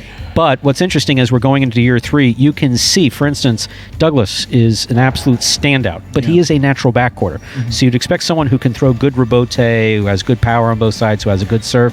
Maybe he might be a front quarter. And let's just put it this way: I have seen him on a full-size court. Yeah. On one of the longer courts. Yeah, it's certainly a little different. And on that court too, he looks like a backcourt. He is a natural backcourt. So what we're seeing in year 3, which is interesting, is some guys gravitating towards the front or back. Yeah. Obviously, the players who have the better rebotes will be in the front court. But one thing that we do differently here at Magic City is that you have front quarters and back quarters that rotate. They play with different partners every game in different post positions. Another way of mixing up for the wagering. Here at Magic City, we're going to have one team that's going to play for 2 months. It's the same front quarter and back quarter. They're going to play together, and gives people a chance to root for one team and maybe develop a good rapport with your your teammates. It's all about communication. You got a whole court to cover, and you have someone that you talk well with, you communicate well with, and that's really key in having in a good doubles partner. And one of the things that our players really like, when I've spoken with friends who have played Jai-Alai elsewhere, we've talked about Magic City and we talk about doubles. We say, well, we doubled the prize money. And they go, huh? That's one thing that turns heads, because typically in Jai-Alai, when you play double, there's prize money set for each game. Yeah. And you win that prize money. If you play doubles, you split the prize money. Mm-hmm. So when we were setting this up, I kind of jokingly said, well, we could. Scott asked, how do you differentiate yourself? Well, we could differentiate ourselves, but we could have, we could double the prize money, kind of as a lark. And he went, okay. So it's like, if you win a singles game, you get $100. Right. If you win a doubles game, you get $100. Yeah. Come in second, $50. Yeah. Third, $25. Whether you're playing singles or doubles. We've got some players, as we were mentioning earlier. No, we're not giving Ben. No one can see it, and it's a good thing. We got Ben over here being just rapping. Seriously. I put up with this stuff when we're practicing. I come here. I'm behind a wall. You come here. I just, we just want to chop it up, Stu. We don't need Ben. For social distancing, he's supposed to sit over there. He's just, he's a nice guy, but he's really, really, really talkative and very talkative. No, but not a vocal leader. He has an opinion on everything. Everything he's got an opinion on. He really does. He's usually right, though, right? According to him, he is. And if you want to get out of the conversation early, just agree with him. That's. See now Ben, we're talking about Ben, and now he's curious as to what we're saying. So maybe not the best move on his part. But we got a long season. We'll see. Maybe post-COVID we can have some new announcements. Thankfully, there's less than 1 minute till post, and he's going to have to go on the court and play Jai-Alai. Yeah, that's what we like when he goes away to play Jai-Alai.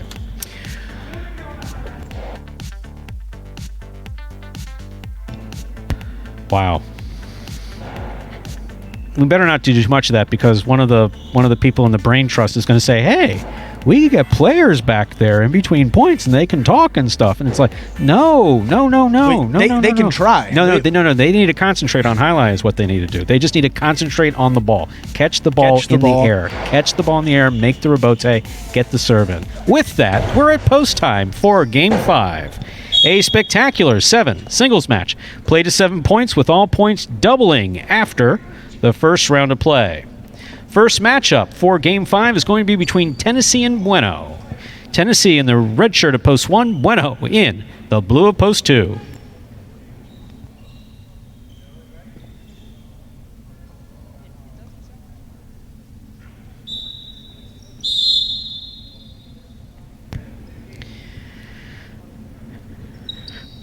There's the serve. Game 5 begins. Bueno comes hard from the backhand. Tennessee at the side wall. Missed it. Point 2. I see a lot of players trying to keep those shots right along the side wall. You see Tennessee crashing into it. Not a lot of room to make the throw. That's why players try to do that, Stu. Easy to get yourself hurt, that side wall, too. Here's the white shirt of Post 3, the ever-talkative Ben.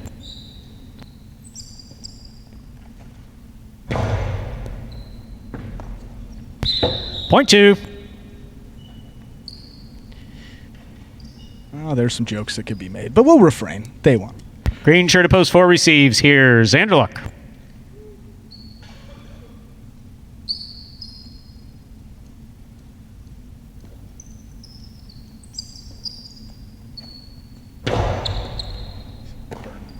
Anderluck from the backhand. Plays it nice and hard to the inside.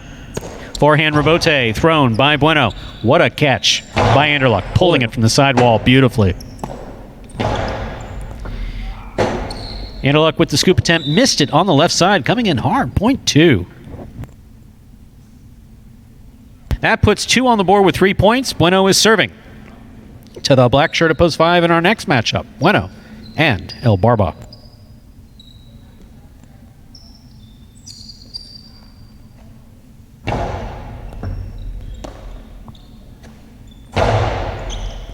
Scoop by Bueno. Robote to the inside. Hit the pad. Pad is bad. Point 2.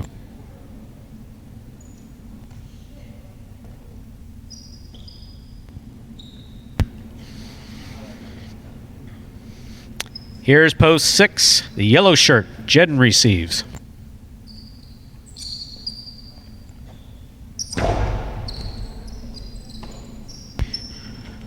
Jed moves cross court to take that ball on the backhand. Forehand rebote by Bueno. Big bounce. Brought down by Jedden.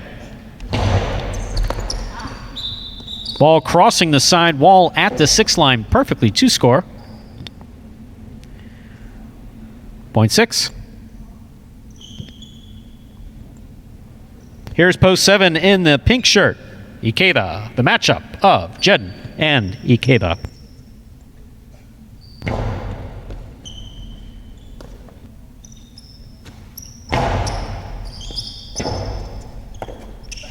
Jedden plays the rebote inside. Scoop by Jedden. Swing and a miss on the rebote. Point 6. Yeah, typically you see the guys that have a baseball background really go for those scoops. Jedden in particular, he's got a pretty good one, even on the left side. It's awfully tough. Here's post 8 in the purple shirt. Cool Fitness.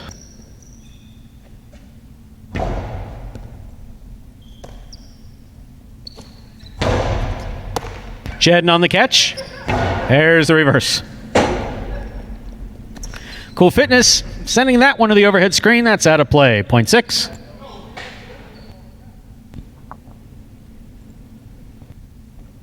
Six on the board with 3 points. Here's post 1, Tennessee.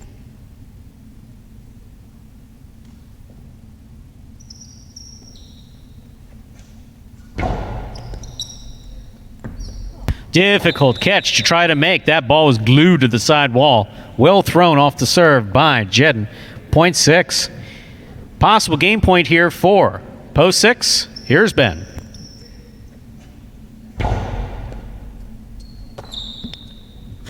Powerful reverse by Ben. Rebote by Jedden. Beautiful rebote. Nice to the inside. Jedden for another rebote. Ben from the backhand. Point 3. 3 will serve the green shirt of post 4. Here's Anderluck.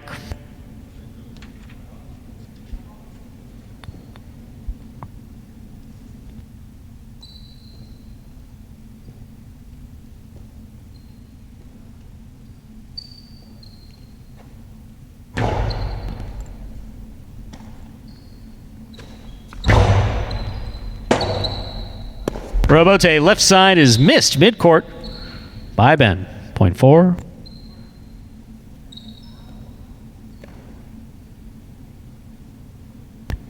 Here's post 5, El Barba.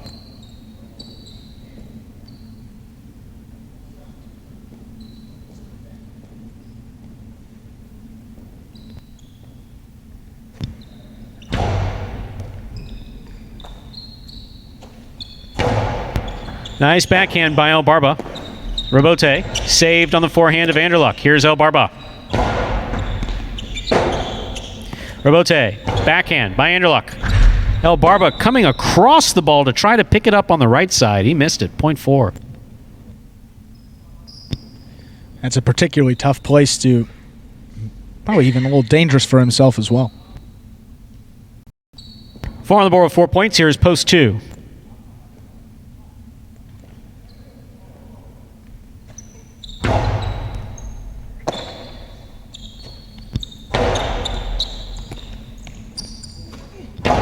Powerful throw by Anderluck.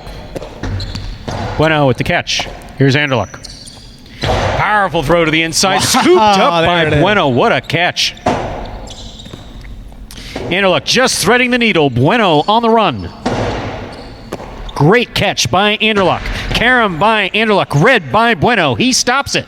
Bueno sends it back. Anderluck with a fantastic catch on the backhand. Bueno from the 10 line.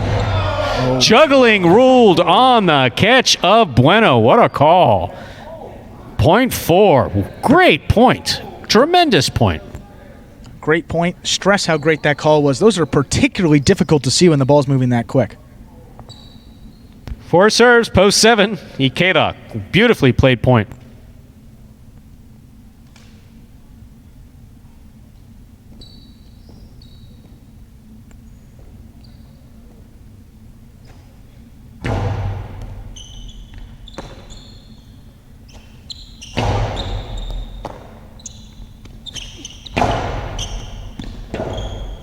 Ikeda swings at it, missed it. Point and game, ladies and gentlemen, to the green shirt of post 4, Anderluck. No playoff again. 6 places, 2 shows. Unofficial order finish 4, 6, 2.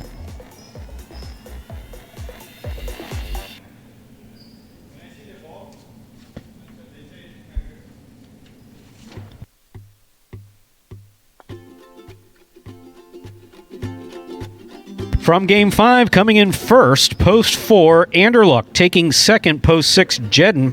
Coming in third, post 2, Bueno. 4-6-2 is now the official result for game number 5.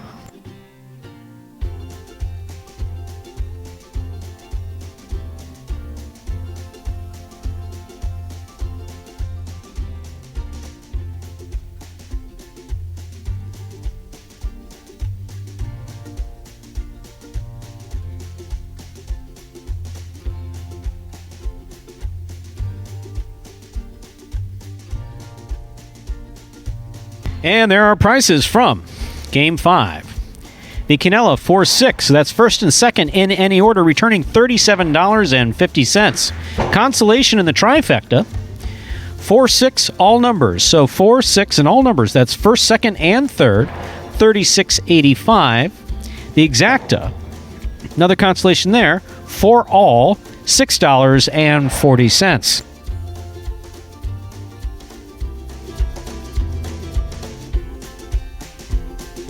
Up next, ladies and gentlemen, is our 6th game in this 9-game performance. So 4 games left to go on opening day here at Magic City Jai-Alai 2020.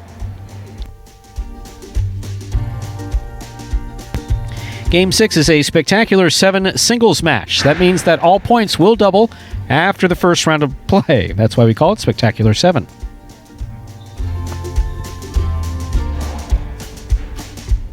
Taking a look at the winner of our 5th game, number 1, Anderluck. Anderluck had a particularly solid 2019 season last year. He had 78 singles wins and a solid performance in our second of 3 doubles tournaments. He took second place with his partner Juice.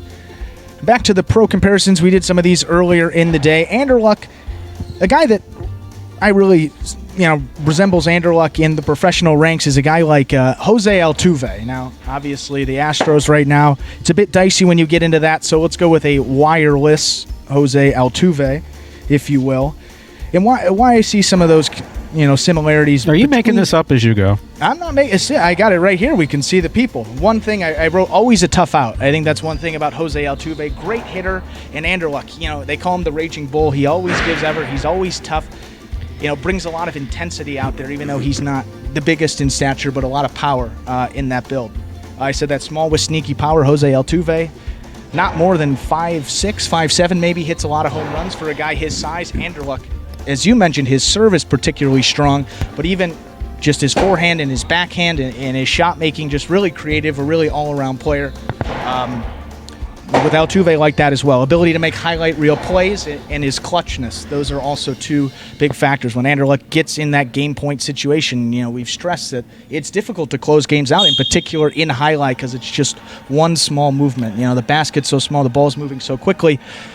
But, it seems when he's always there, he closes it out, or, he gives a good effort. He's always a tough point. He's not going to go out there and, he's going to lay it all on the line and give you 100%.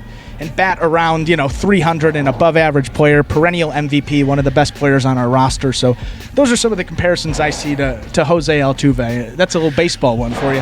Actually, very well thought out. I appreciate that. Yeah. Stu, maybe anything else from a highlight, standpoint from Anderluck? one of the few lefties. Actually, we were talking about that. He's a left-handed player. Maybe talk about that a little. We have a few lefties on the roster. Diaz is left-handed. Anderluck, whose real name is Anderson. Anderson is left-handed. There's a couple other ones. Ben is left-handed. Yeah. So for them to Anderluck is funny because he talks about how, he was offered this opportunity, never having heard of Jai-Alai before, and the first thing we did when he got here is say, well, yeah, if you'd like to be trained on how to play Jai-Alai, we'll train you, but you got to quit your job and you got to put your cesta on the right hand. He said, not knowing what Jai-Alai was, he said that was pretty serious request. But it's like, one, you got to quit your job. Yeah. Two, we need full dedication, and two, put the cesta on your right hand. Do something you've never. Yeah, use your non-dominant hand in throwing it. Wow. And you wouldn't. I mean, and you watch him. And then what did he do? Then he winds up winning the first 2018 singles championship, which the bonus there is $15,000. So after that, he decided he'd stick it out with us the second year, and here we are in year 3. He figured it out with the right hand. I mean, he did cash the check. I mean, he may have signed the check with his left hand, but he still cashed it. So maybe he got a left on his right with that money. Distinct possibility. You're a medical guy. That's not possible. Once upon a time. Anyway, this is 2 minutes till Game 6. We have 2 minutes remaining. Or if you're wagering, placing all wagers in Game 6. If you're just waiting for the game to come up, you only have to wait 2 more minutes. And then if we're looking at Game 6, we have Ben in post 1, good post position. He's obviously not happy about that drop ball that he had in the other game after I said that he was wordy.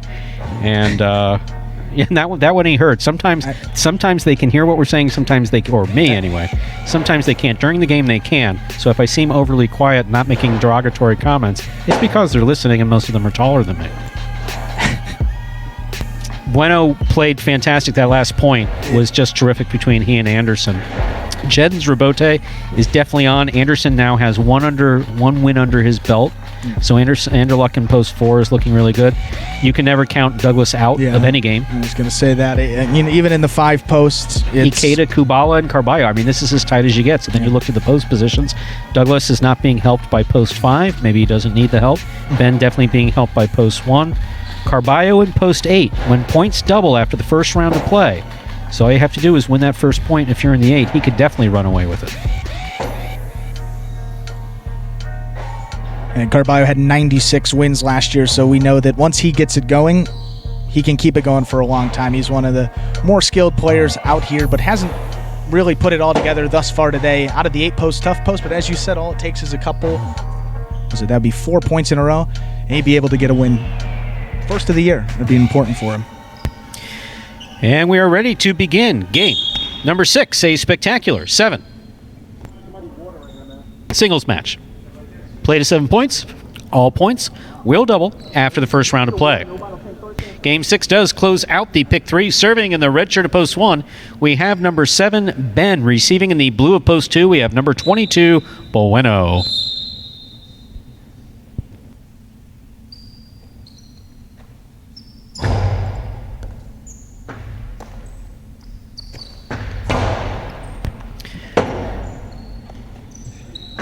Ben with the rebote on the backhand.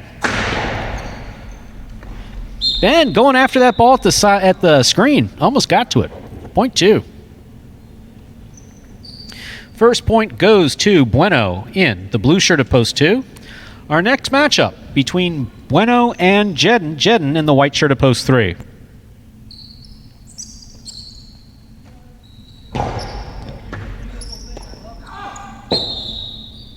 Point 2.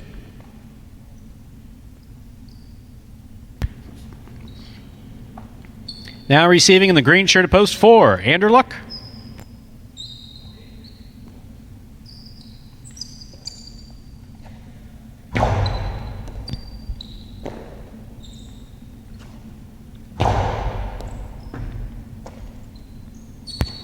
Here's Bueno on the backhand. Anderluck takes it in the air. Throws it back hard from the left side. Scoop attempt missed. Point 2.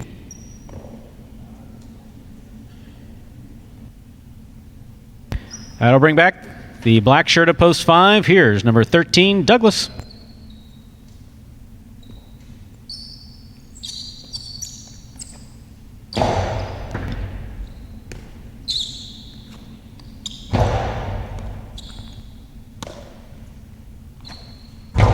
What a powerful forehand throw by Bueno.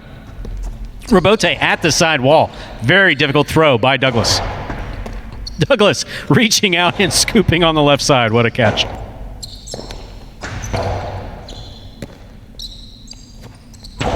Outside placement. Picture perfect from the forehand of Douglas. 0.5. And that's a shot that Douglas didn't throw that much of last year. If he can add that with all the skills he already has, Stu, I don't even know. Here's the yellow shirt of post 6 now receiving. Ikeda.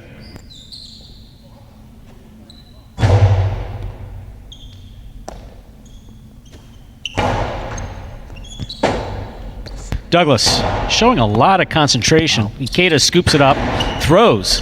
What a catch by Douglas. And we weren't going to talk about cortadas for another week, but we have to call that what it is. That is a cortada. A cortada is thrown low and hard just above the pad. That is perfect. But we'll talk about that in 2 weeks. Post 5, 0.5. Here's the pink shirt of post 7. Kubala.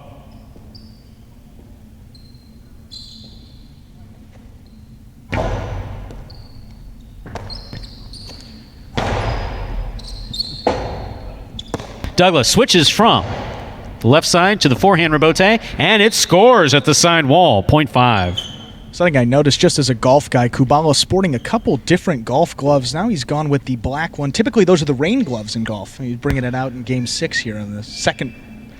Now that is impressive. Here's purple shirt of post 8, Carballo, to complete the first round of play.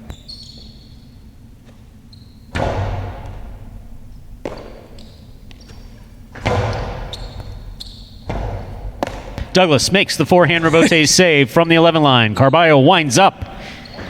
Faked the 2-wall, laid it up, not soft enough. Douglas just returns it again. Key and highlight, throw the ball where your opponent is not. That's what we just witnessed. Point goes to the 5. 5 on the board with 4 points.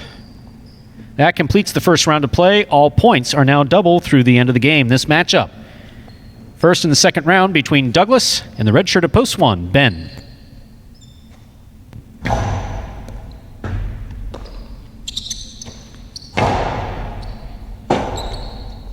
Douglas goes to the floor and rifles it, but rifled it into the floor.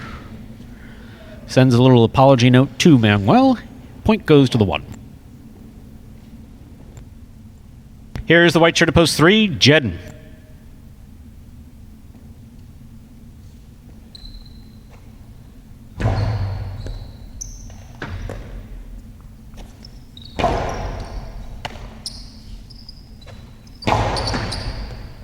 Jedden looks for it on the left side. He lays it up. That's beautiful. That's unbelievable save. Here's Ben from the 9 line. Jedden's up. Jedden for the forehand rebote, trying to slip it in just a little low. Point 1. That'll bring back the green shirt of post 4. The matchup now between Ben and Anderluck.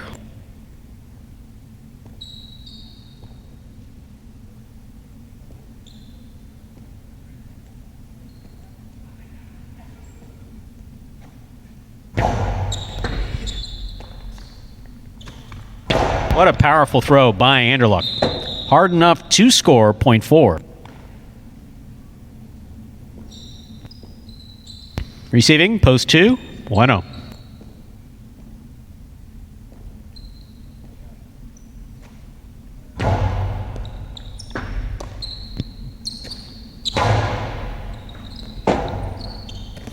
There's the rebote on the left side by Anderluck. That scores 0.4. 4 on the board with 4 points. Here's post 6, Ikeda.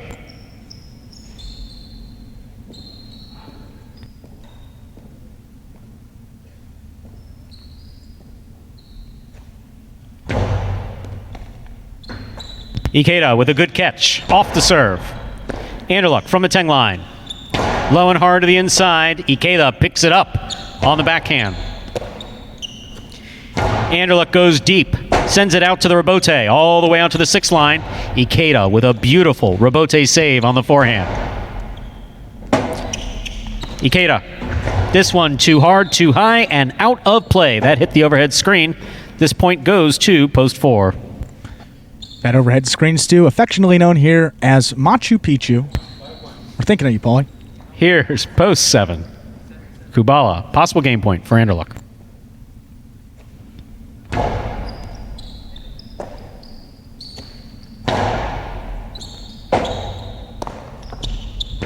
Robote is up.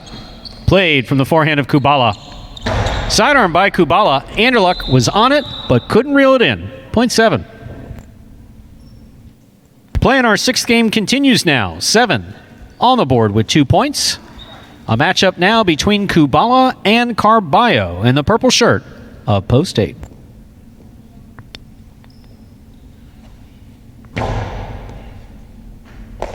Carballo with his back on the wall, trying to keep that ball on the forehand. Kubala has it up. To the outside that goes. Excellent effort by Kubala to try to make that rebote. Point goes to the 8. One thing about Kubala, Stu, even if he doesn't win the point, he's always in a good position to get there. His positioning, one of his best attributes. Back and ready to receive, post 5. The black shirt. Douglas. Over serve. Ball's got to land between the 4 and 7 line. Went just past the 7. That's an overserve loss of point. This point goes to the 5. That gives Douglas possible game point. Trying to stop him, the white shirt of post 3, Jedin. And it's never a good sign for the other players when they give Douglas those free points. Catch by Douglas. Douglas rifles it inside. Home to score for the win. That's point and game for the black shirt of post 5, Douglas. No playoff again. 4 places, 1 shows. That's first, second, and third. 5 comes in first, 4 comes in second, 1 comes in third place.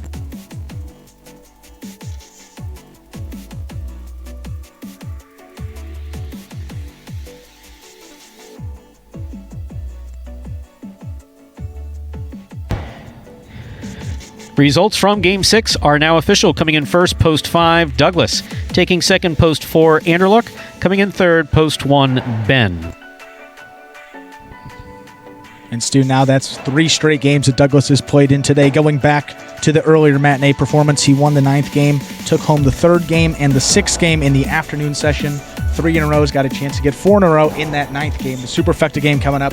But he's been playing great highlight, definitely picking up right where he left off last year. It's not even so much a question when you're playing against Douglas of trying to control him. You just get back to basics. You just do what you have to do to score, to play well, which is, and for these guys, what it comes down to is you got to catch the ball. That gives us our results for Game 6. $2 pick 3, the 2, 4, 5. All 3 numbers returning $50.80. Pick 3, 2, 4, 5. 3 of 3, returning $50.80. $2 Quinella 4, 5. That's first and second in any order, returning $43.40. The trifecta 5, 4, 1, returning $53.20.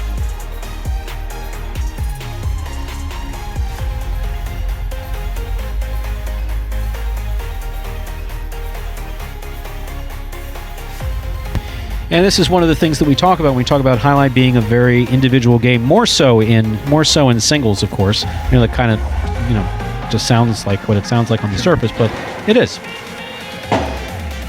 In that, when you're on the court, you have an obligation to yourself and to whoever's betting on you, of course, to finish those points. You've absolutely got to finish those points. Mm-hmm. When you get to the point, which is where we're getting now, when the next person comes up, who do you want to see? Do you want to see Anderluck coming up with possible game point? Do you want to see Douglas coming up with possible? Do you want to see Carballo? No, you don't. Being able to finish there's a very significant mental component too. And this isn't just with Magic City Highlight. This is in traditional Highlight as a whole. Possible game point carries with it a certain pressure of whether or not it's get it in the box or get the serve deep or whatever it is that goes through the individual player's mind, especially if the player hasn't been playing well or doesn't have a win. it just increases the pressure. So it's very much mental. It's very much individual. And there's some live tickets. No,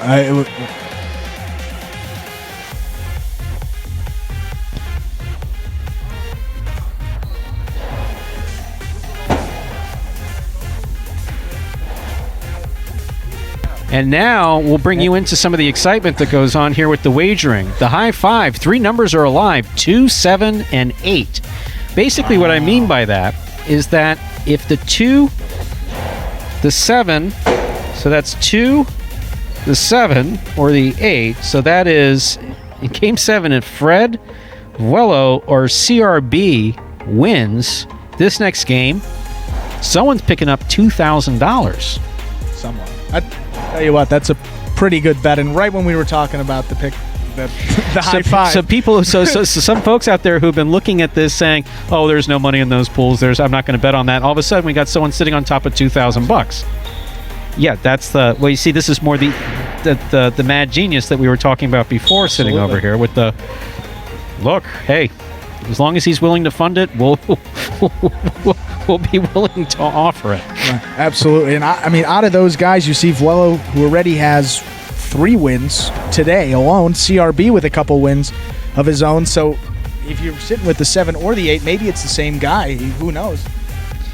That would be, you feel like you're probably in a better position with those two than, even though Fred may be in a better post position, his performance hasn't been as solid in today. Right, so this is actually where you want them. CRB in 8 has a possibility of he could potentially run out of the 8.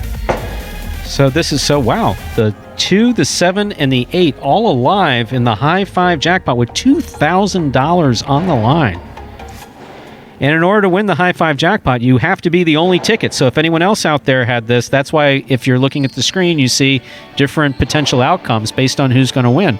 Or if the one comes in, it would only return $31.20.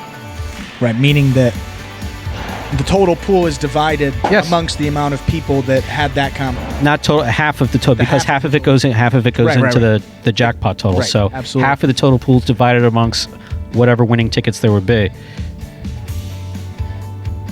Interesting. Oh, it's great. We get some early high five excitement here. I wasn't expecting high five excitement on the first day, though. I wasn't. This might be a little bit much, actually. No, seriously, with all the COVID stuff that's going on, this is, I don't know if we can handle this much excitement. I can sit home and try to earn $2,000 if I open a watch and wager account. Wow. Well, whoever's out there sitting on top of those 3 numbers, good luck. We wish you the best. We certainly wish a lot of luck and, of course, health for everyone who is out there, period, but anyone who happens to be watching us and participating in opening day here at Magic City Jai-Alai. We have 2 minutes till post. 2 minutes till we begin Game 7.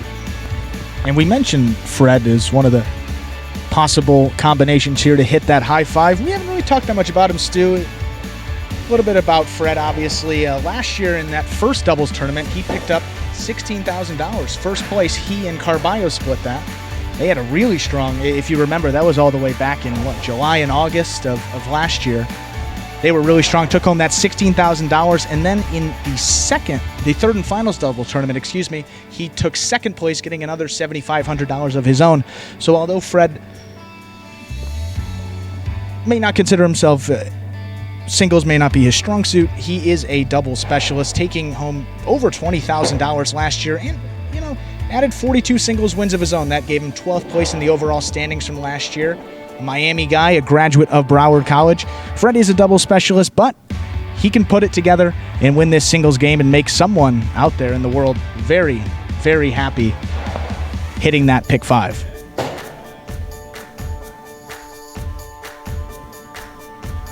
We have 1 minute remaining. 1 minute left to make your wagers in game number 7.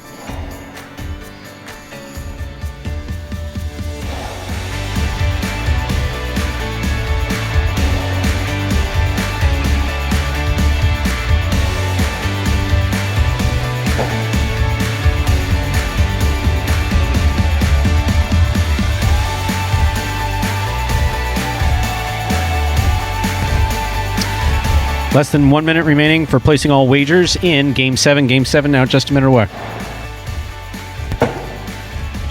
And we're ready to begin. Game 7. Spectacular 7 singles match. This game is played to 7 points, and all points will double after the first round of play. Game 7 closes out the high five, and as we mentioned before, 3 numbers are live going into game number 7.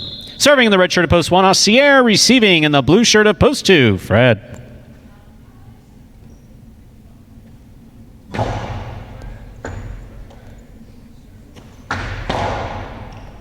Aussier from the forehand just missed it. This point goes to the 2.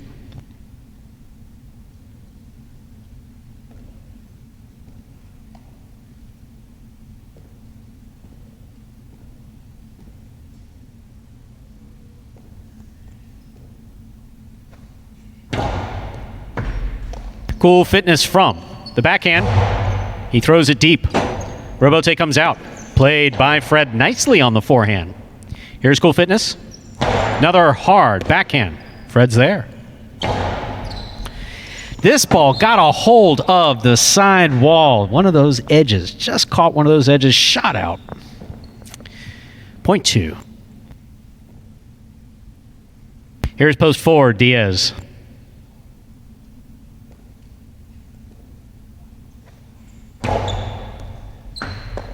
Ball goes off of Diaz's cesta. That's an excellent serve by Fred. Beautifully thrown.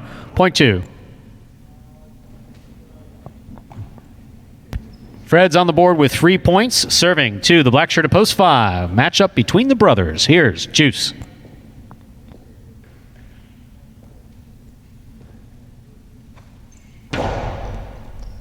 Juice on the run. Missed the ball. Point 2.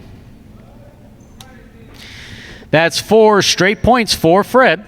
Fred now serves to Lamonte, post 6.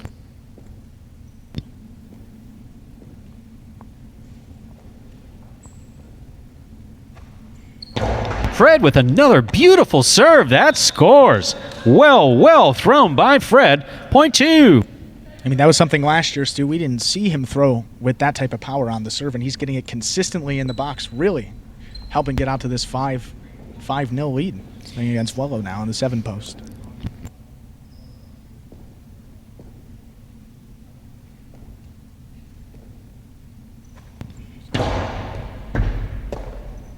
Wello on the catch, rifles the reverse. Fred picks it up on the forehand. Wello with a good catch at the 11 line. Wello now goes midcourt. Fred's there. He's got it. Catch by Wello. Hard reverse. Caught by Fred. Fred on the carom. This one does not cut out. Wello. Wow. Okay. Yep, that was a little wild. Into the judges' Actually, it was a lot wild. We'll give this to a well-earned point to 2. That's Fred. Straight points to a possible game point here for post 2, Fred. Trying to stop him, CRB. He actually, I think that ball escaped the court. Went through the judge. Yeah, there it is, coming back onto the court.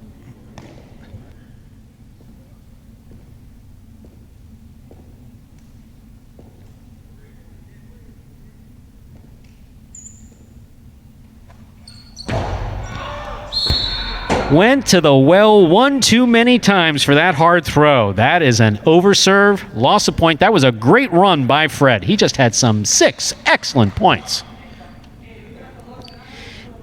Play continues. 8 serves to post 1, the matchup of Aussier and CRB.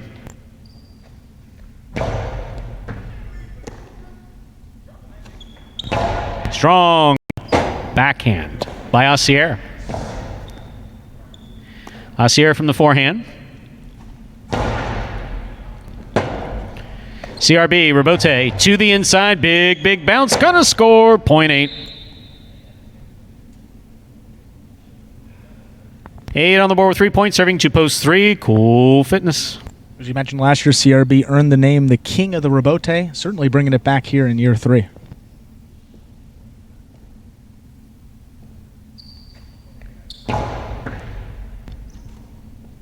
Ball missed. Off the serve. Point 8.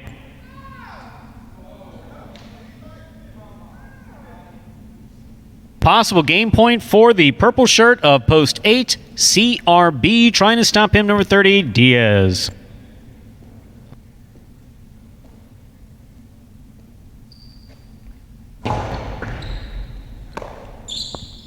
Diaz from the forehand, hard to the inside. What a catch by CRB. Equally good catch by Diaz. Diaz with the 2-all. CRB on the run, he makes the catch. Fires it, looking to get bounce out of the sidewall and the floor. Whoa. Diaz with a fantastic rebote at the 12 line. Here's CRB.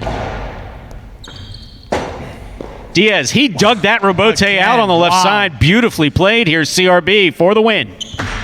It's a carom. It scores. Point and a perfect game to the purple shirt of Post 8 CRB. Making one fan at home very, very happy. We have a long playoff here for third place.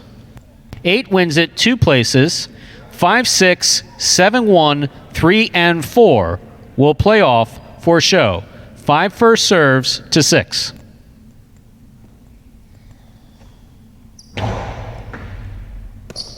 Lamonte with a drop ball off the serve, 0.5. 7 now serves to 1.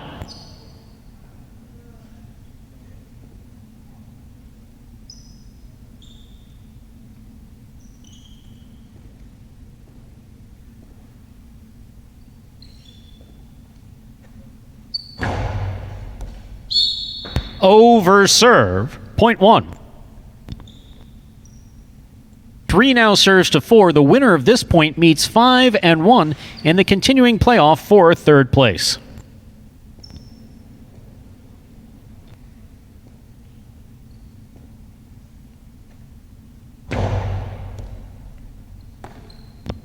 Diaz winds up, puts it back inside. Here's Cool Fitness from the 10 line.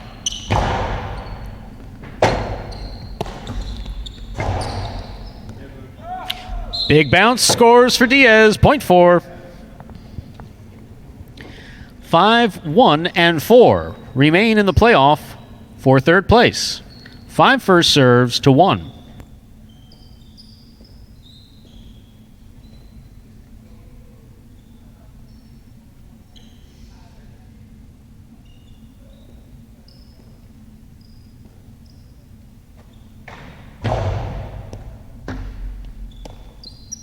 Ball missed, 0.5. Possible third place here for Juice. Playoff matchup of Juice and Diaz.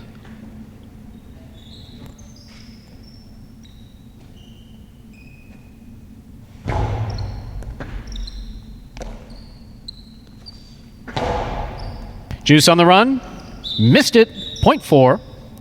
We'll turn him around now. Same matchup. 4 now serves to 5, though. This is for third place.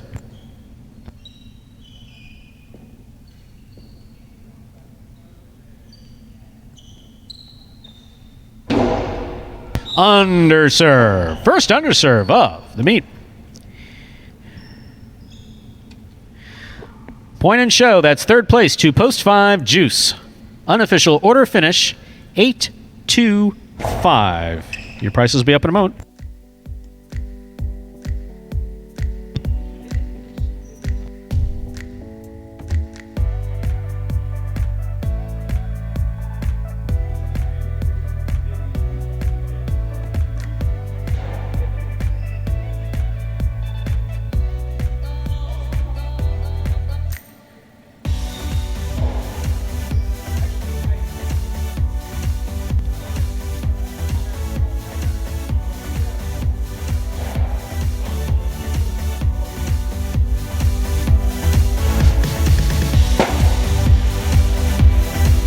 Yeah, folks, prices should be up on your screen in a moment. CRB putting together a heck of a first day. His third win. Took the first game of the earlier matinee. Took the first game of the later matinee. First game specialist CRB taking the 7th game and also completing the high 5. Congratulations to one lucky bettor out there that hit that high 5, folks. And for those wondering, how can I get that $2,000? Well, the person obviously picked 5 numbers. All of those numbers hit in a row. You can pick any 5 numbers. Could be your favorite 5 numbers. Could be a random 5 numbers. But as long as you get those 5, you have a chance to get that $2,000, and that bet is available every performance of every game. So if you haven't heard already, we've been talking up the high five, Stu and I. We said last year it hit a lot. And here on day 1 of the 2020 season, again, that high five is right back in play. Someone getting it day 1, CRB in the 8 post, helping them out. Wild games, Stu. I mean, the 2 was right there, rattling it off, and the 8, CRB, both of those, we're going to give out the high five if either of them hit. So contested. If you had the 2 or the 8, you were really right in it.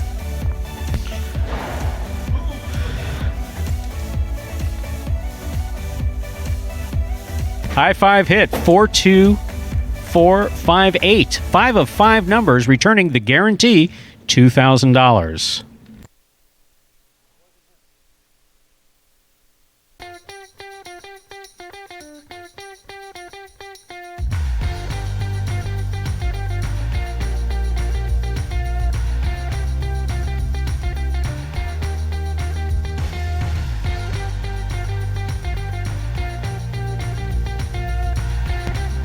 $2 Quinella 2-8. That's first and second in any order, 21-20. Once again, that high five, 4, 2, 4, 5, 8. 5 of 5 numbers returning $2,000.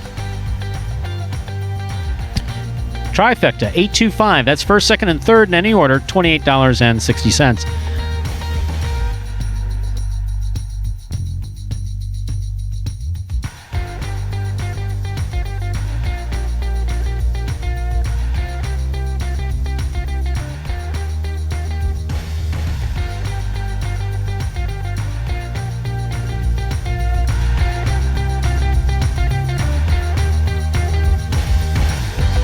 Up next, ladies and gentlemen, is game number 8, a spectacular 7 singles match. Played at 7 points, with all points doubling after the first round of play. Game 8 closes today's Mighty Ocho. Post time for Game 8. The time that we begin Game 8. Just about 5 minutes away. And obviously, we'd like to say congratulations to the lucky winner of 2020's first high five for us.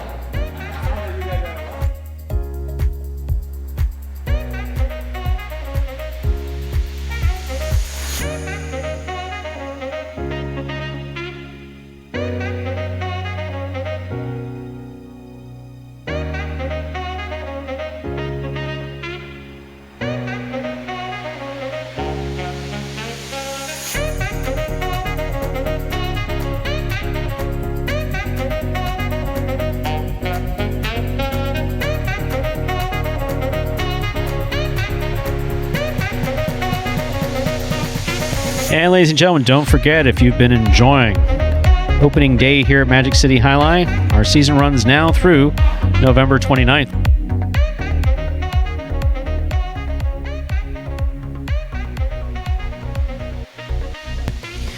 We'll be playing Jai-Alai on Thursdays and Fridays at 12 p.m. and 4 p.m. Saturdays at 4 p.m. and Sundays at 4 p.m. until July. We'll make a slight schedule change in July.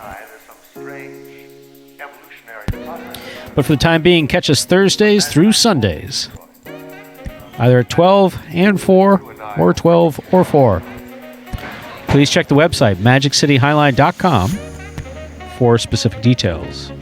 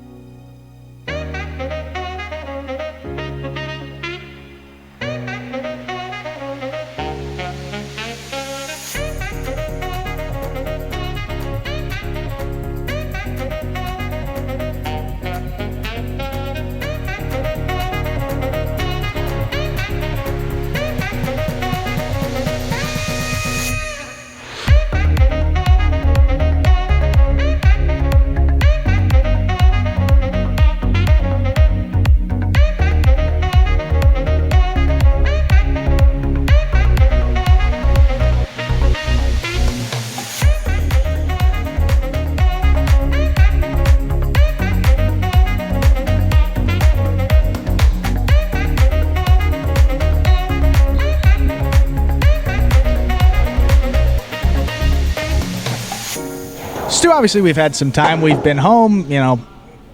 Obviously, I've been watching a lot of TV. Any new shows you've been watching? Anything that you've been doing? Hobbies? Picked up any new? Meanwhile, I forgot that people can't see me, so I was basically just shaking my head too right now, which is kind of pointless for the audio. Facial hair looks good. No, it doesn't. I'm looking, I can see myself. That's me pointing there in the back wall right now, and I'm looking. It's funny to say through the back wall because our back wall is glass, and I don't know. We all have visualizations of ourselves and how we look, and mine doesn't include a steely gray beard. I mean, it just doesn't. Mustache, oddly enough, is mostly brown or black or something. I was going to say, maybe you come back tomorrow with just the mustache look, and then we can be matching. It'll be fun. Unfortunately, you can't see it, obviously. Oh, wait a second. Are we back on your mustache now? Come on, Andrew. I mean, I've gotten countless, and I say countless, that is true, countless requests to shave it. But as we go, I think we're going to keep it going. 6 months a year, it might actually grow out. Yeah, and if there's ever a time to do it, I don't have to see anyone, I don't have to look good for anyone. So this is the time to try it out. But I got to say, I mean, you don't think it looks good? I think it looks great. I love No. I'm not casting it. I'm not giving an opinion. I'm not giving an opinion. If you think that's a mustache, more power to you. No, seriously. If you think, are you questioning the nature all I'm saying is I want to. This is a stash, folks. For those of you that can't see, look through the back wall. This is a stash right here. I want to borrow the mirror that tells you that looks good. All right, that's all I'm saying. I need that mirror at home. This guy's ruthless, guys. No, I need that mirror because I'm not giving you an opinion. It's the same mirror in Shrek, like the magic mirror. The mirror might be faulty. You can't bring me down, Stu. I'm too positive.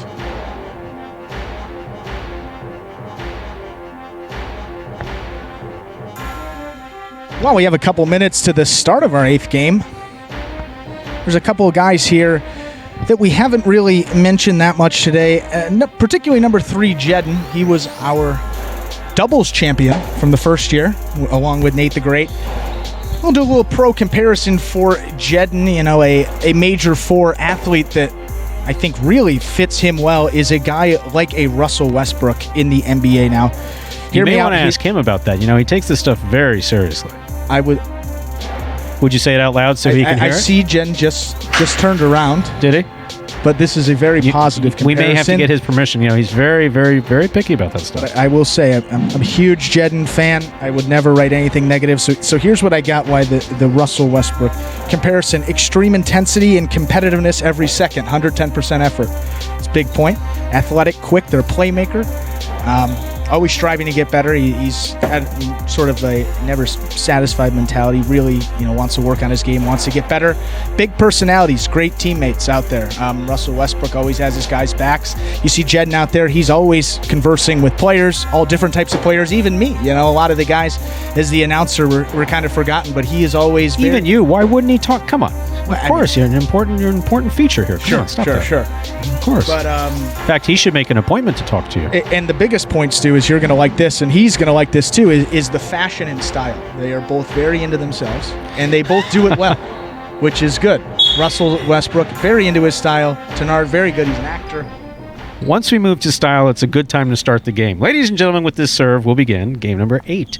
A spectacular 7 singles match.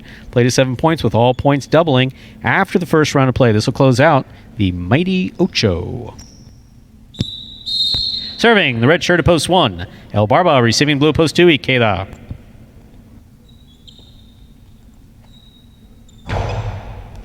There's the serve. We begin. What a catch by El Barba at the sidewall.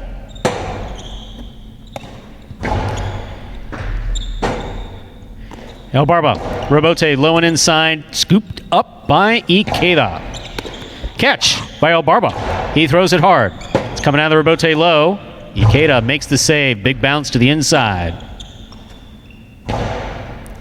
Ikeda from the forehand. Scoop by El Barba.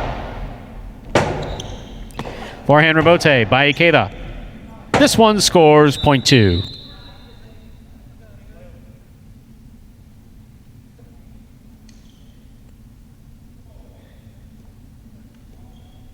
First point of the 8th game goes to the 2-post. Receiving, Jedden.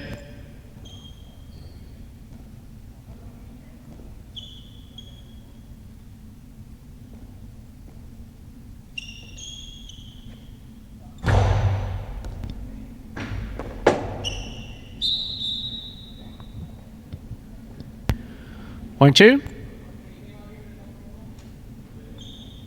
Green shirt to post 4 receives. Here's number 37, Tennessee.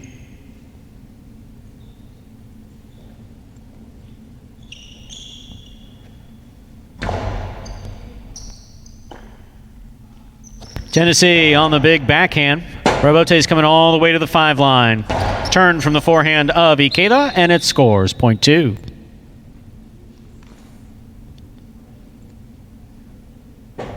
Here's the black shirt to post 5, Diaz.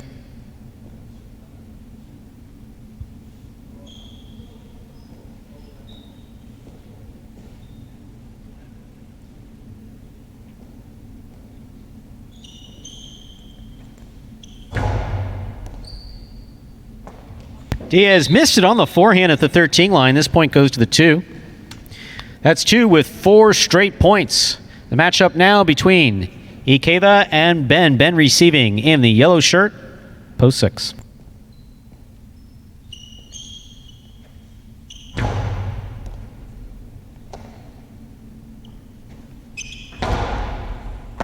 Great catch by Ikeda.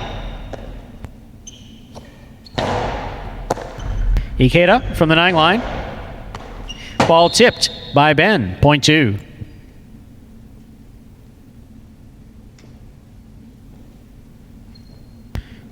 Two on the board with 5 straight points, serving to post 7. In the pink shirt, we have Anderluck.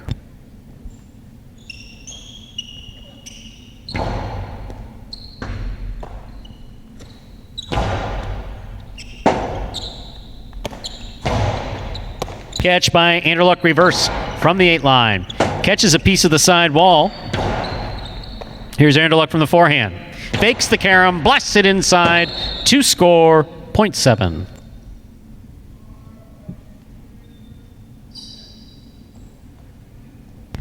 Here now to complete the first round and receive, wearing the purple shirt. Post 8, we have number 22, Bueno. And so the most important part of that fake is he has the ability to fake it because he's got a good carom and a good outside placement, so you got to respect both sides of the court.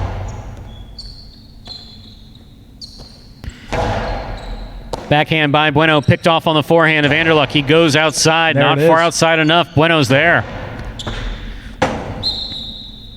Point 8.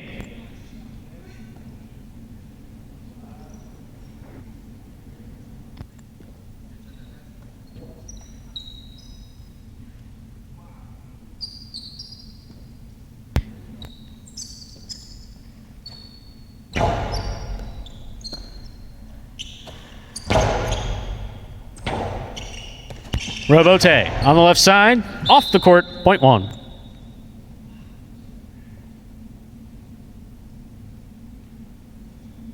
One serves to the returning 3-post. In the white shirt, we have Jedden.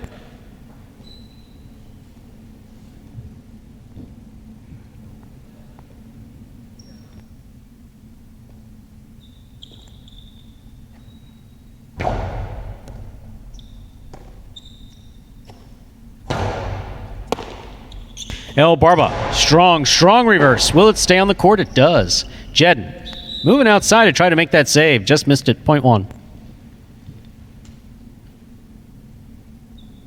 One on the board with 4 points, serving post 4. Here's Tennessee.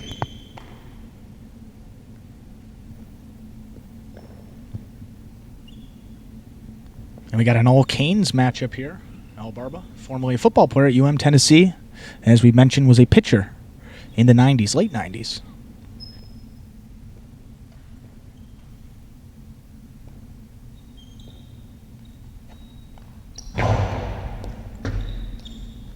Here's Tennessee from the left side.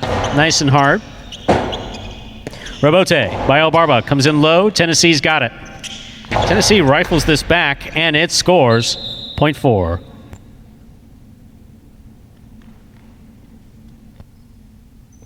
Here's post 5 in the black shirt. Diaz.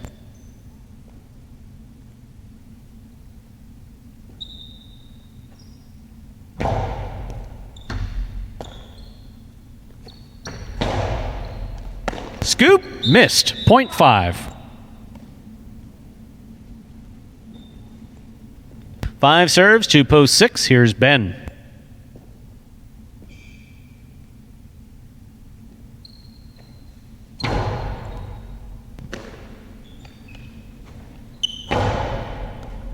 Diaz from the forehand at the 10 line.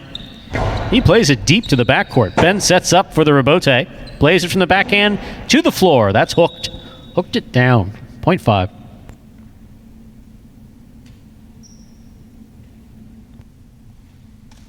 Five is on the board with 4 points, but returning with possible game point. Number 23, Ikeda in post 2.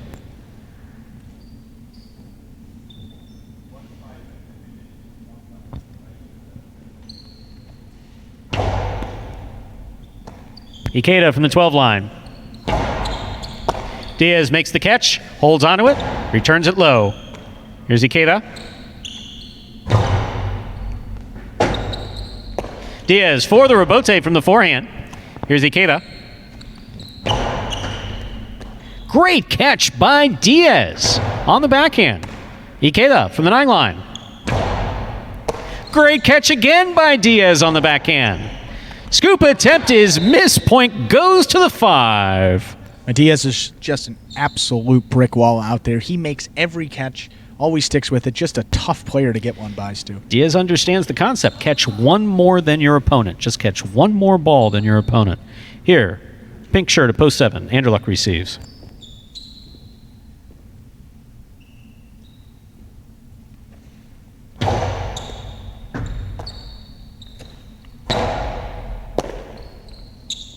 There's the reverse by Diaz. It scores. That is point and game to the black shirt of post 5, Diaz. 5 wins it. 2 comes in second. 1 comes in third. Unofficial order finish, 5-2-1. We'll have your prices in a moment.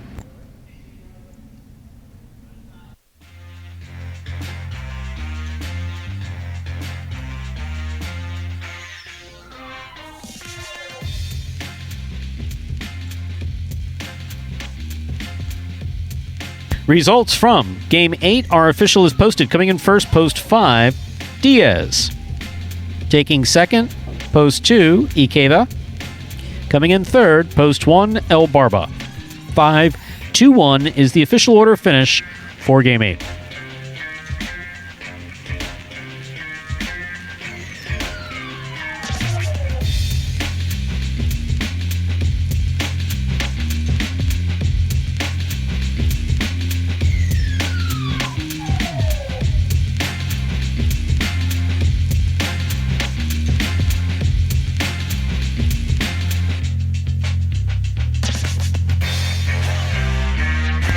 The mighty Ocho, 434245585. Sounds like I'm auctioning tobacco, actually.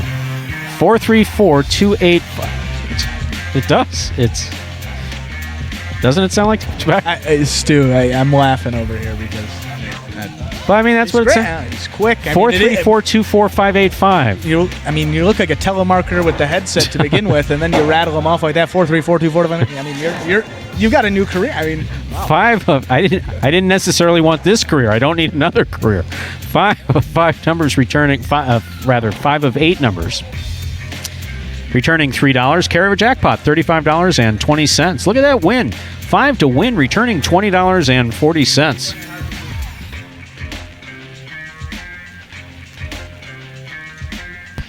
The Quinella 2-5, first and second in any order, returning $14. Consolation 5-2, all on the trifecta.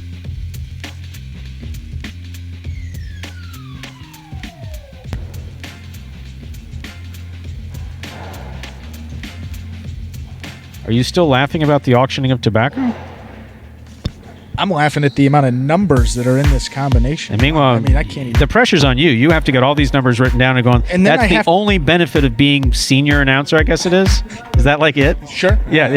You got to do the price. I mean, the problem is, and Stu knows this, my penmanship when I go quick is not the best. I'm not going to be able to read these. I will say this. By comparison to the penmanship, the mustache looks great. No, seriously, the mustache is... That's a low blow. I think I may call you Tom Selleck, actually, from now on. Listen, Tom Selleck, just straighten up the ride. You do know who Tom Selleck is, don't you? Just say yes, please. I'm saying... Please say yes. Even if you... Okay, if you don't, I don't want to know. Even if I would know, I'd say yes for the I sake can't of the date or age myself any further than I already have. If you don't know who Tom Selleck is, just tell me you do, and let's move on. Moving on, game number 9. Spectacular 9 Superfecta match, our one and only Superfecta game. What's a Superfecta, you may ask? Good question. It's a game that's played to 9 points and returns cash on 1st through 4th place. Unlike all of our other games, which return cash on 1st through 3rd place. And if you're following along, you're new to Highline, we know that some of you are new to Highline. Remember, each game is an independent game. They each go on for about 10, 12 minutes, somewhere in there for lucky. Some go a little bit quicker than that. So each game is a game. Each game consists of multiple matchups, players earning a point or 2 whenever they win a point, and trying to achieve 7 or 9 points. In this game, we're trying to achieve 9 points.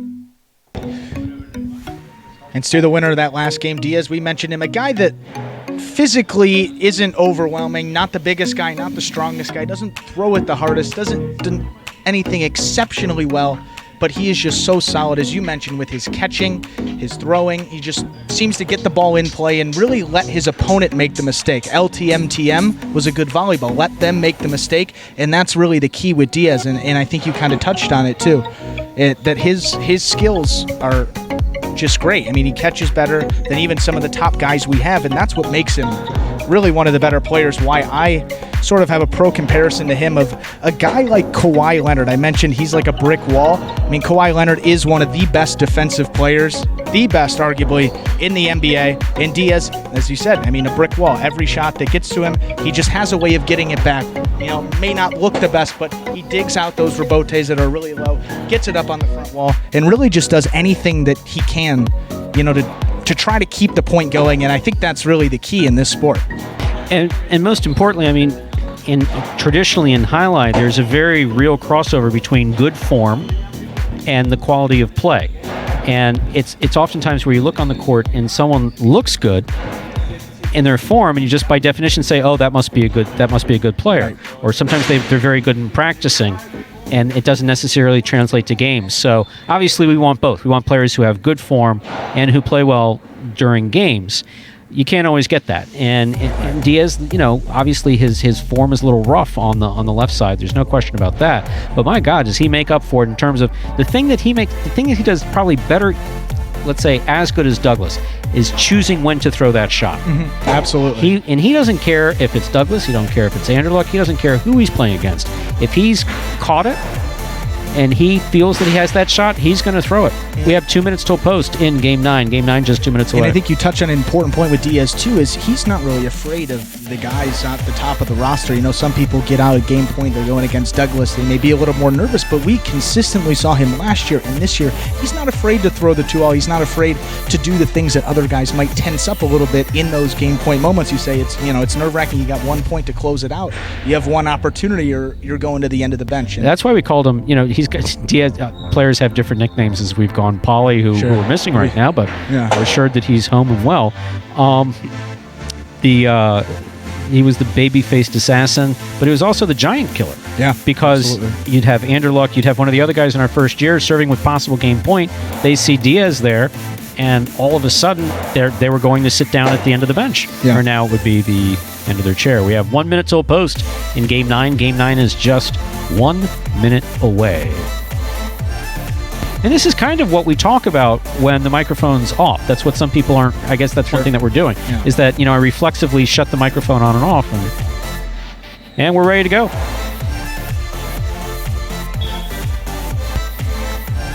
Game 9 begins. A spectacular 9 Superfecta match. This game is played to 9. That's 9 points, with all points doubling after the first round of play. Serving in the red shirt of post 1, we have number 13, Douglas. Receiving in the blue of post 2, number 22, Bueno.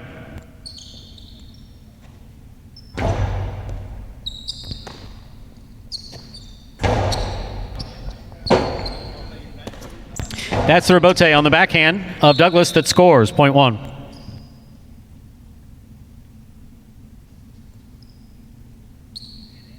The next matchup will be between Douglas and El Barba in the white shirt of post 3.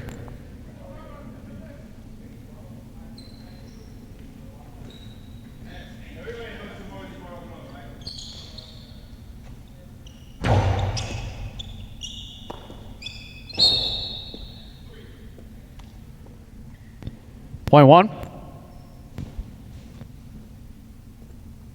2 straight points for post 1. Douglas. Receiving, Carballo in the green shirt of post 4.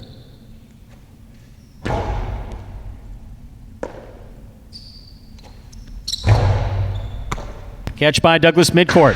There's the carom. Carballo on the run. That's a little dangerous. Point goes to the 1.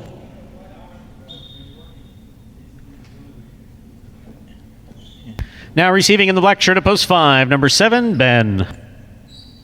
Got a bit of laundry on the field. That happens when people go crashing into the net. Some of those little twist ties come off there. Referee kicking them off, and we're back.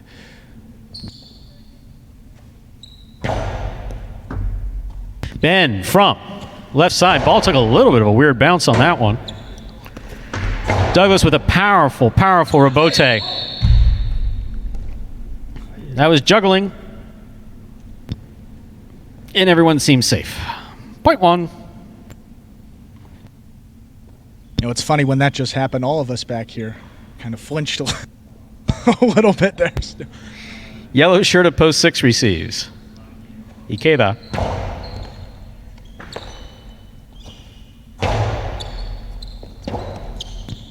There's a rebote by Douglas. Ikeda picks it up on the forehand. That's a carom for a big bounce. Stopped on the forehand of Douglas. He goes deep with the 3-wall play. Ikeda reads it, puts it inside. Douglas on the run, not going to get there. Point 6. That is really, really well done by Ikeda. And if you know this is your first time watching highlight, the fact that he put it where his opponent wasn't on the move too, off the back wall, that incredibly impressive. And Douglas there had to be prepared for a 2-wall as well, so that's, you don't know which way he's going. Here is pink shirt of post 7, Anderluck.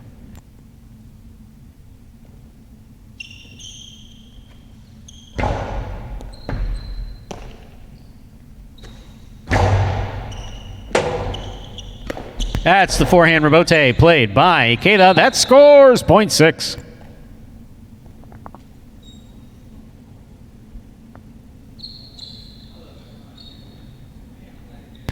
Six is serving to the purple shirt of post 8. Last matchup of the first round is Ikeda versus Kubala.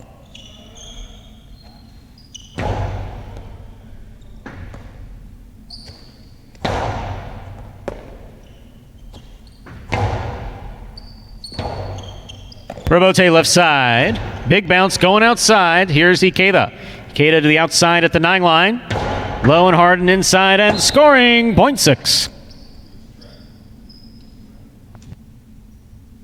6 on the board with 3 points. Here's post 2, Bueno.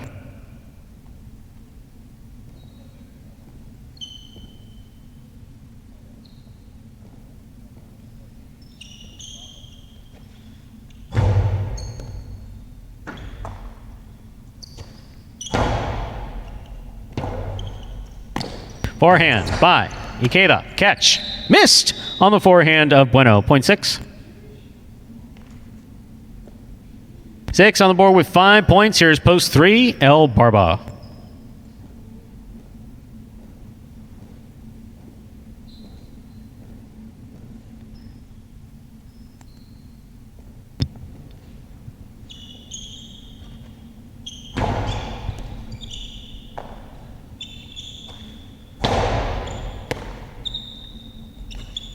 Outside placement scores perfectly from the forehand of Ikeda. That's beautifully thrown. 0.6. You could tell Barba just had no idea he was throwing that.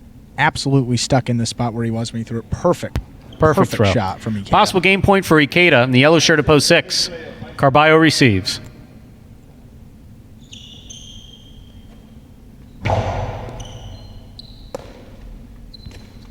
A hard throw by Carballo.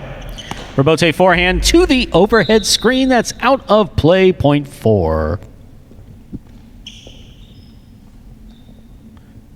And nonetheless, a really impressive run from Ikeda. He's played great today.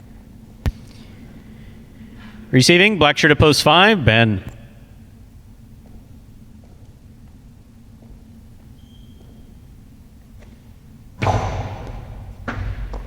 Ball tipped by Ben on the left side. 0.4.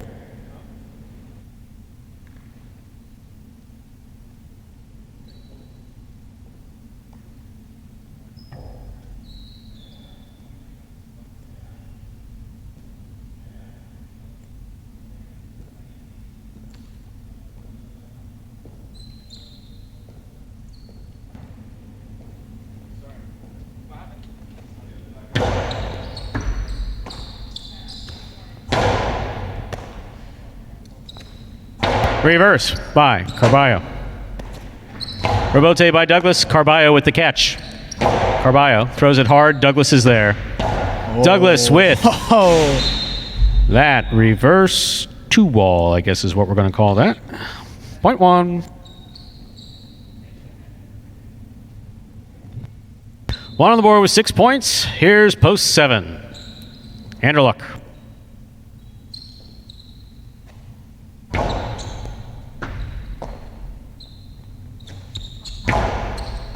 Catch by Douglas. Then there's a drop. 0.7. Play continues.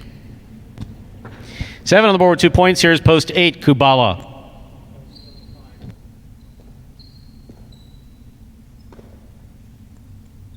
Here's post 8 in the purple shirt. We have a matchup of Anderluck and Kubala.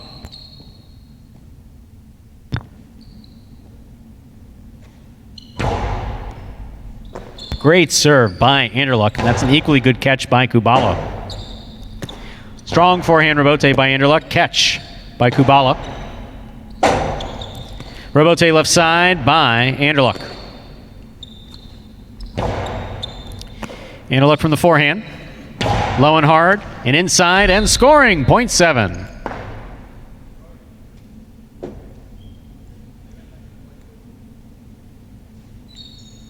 Seven serves, the returning two post. Here is Bueno. We're in the second round where all points are now doubled through the end of the game, straight through 9 points.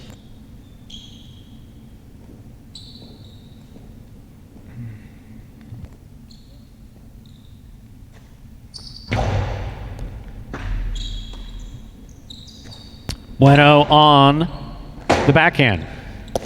Anderluck for the rebote. Bueno moves in, catches it in the air. Low and hard. And scoring for Bueno. 0.2.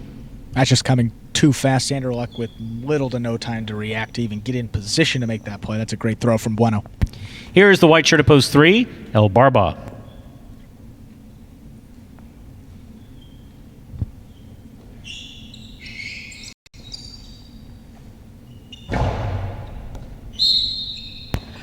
Over serve, 0.3.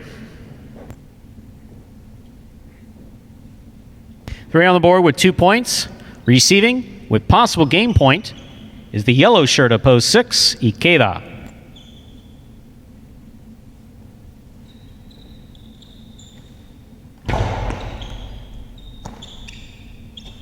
Ikeda hard from the forehand. Scoop is missed. That's point and game to the yellow shirt of post 6, Ikeda. 6 wins it, 1 places, 4 will serve to 7.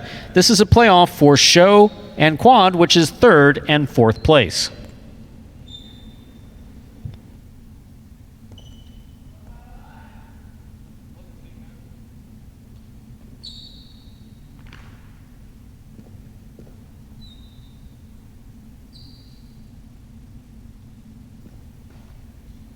The matchup of Carballo and Anderluck for Third and fourth place.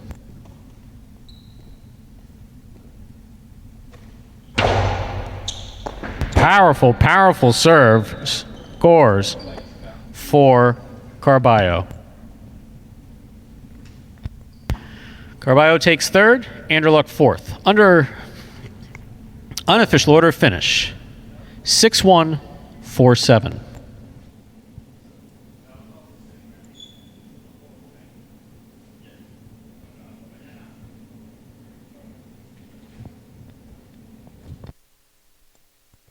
It's official. Coming in first, post 6, Ikeda.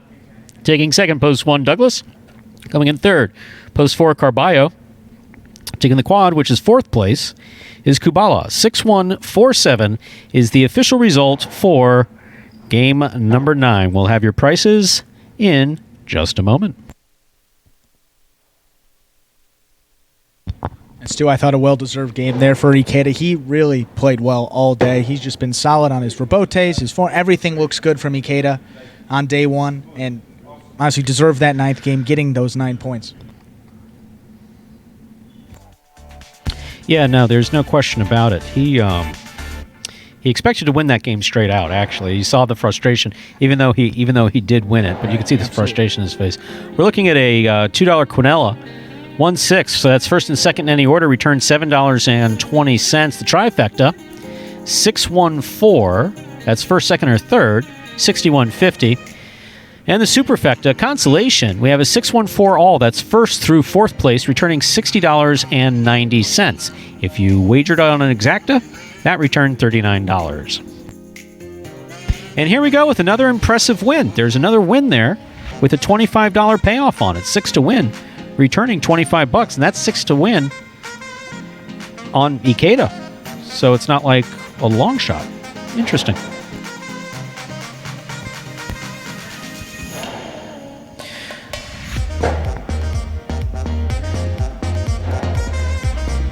So, Andrew, while you scurry to write these prices down before they disappear and we have to call our lovely friends at Mutuals and say, excuse me, what was the trifecta price?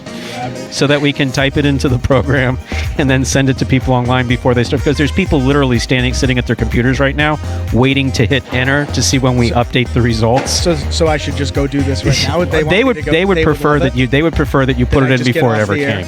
Yeah, they want results and statistics, which are available on MagicCityCasino.com under the Highlight tab. You can find our entries, results, and statistics. Well, we'll get those up for everyone worried in just a couple minutes. Overall, I have to say this was a great first day, a great performance overall. You know, we're working with a lot of different things here. Obviously, we live in the same world that everybody watching does. We've all been inside for an extended period of time. We're fortunate enough to be able to get out and do this. We can't welcome you to Magic City yet.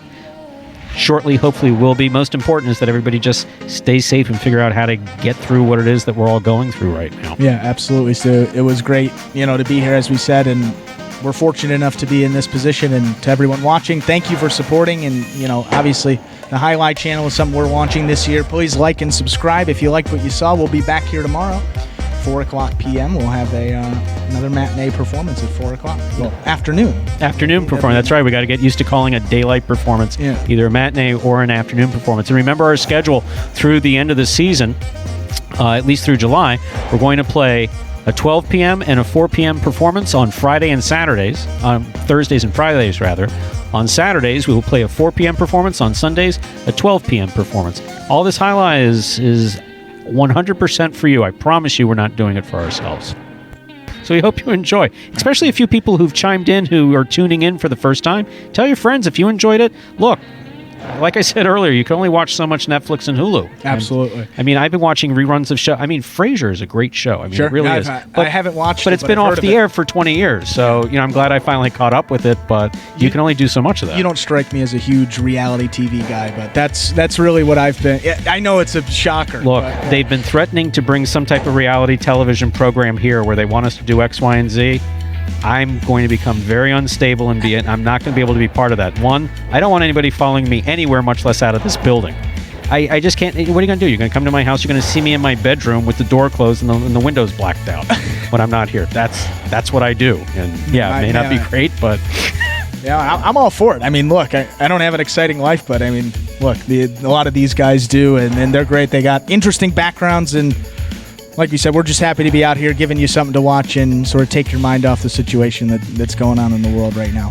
So we do appreciate you joining us this afternoon. We hope to see you again tomorrow. Post time for 9 more games on Saturday will be at 4 p.m. For Andrew and myself, thank you very much for joining us, and we will see you tomorrow.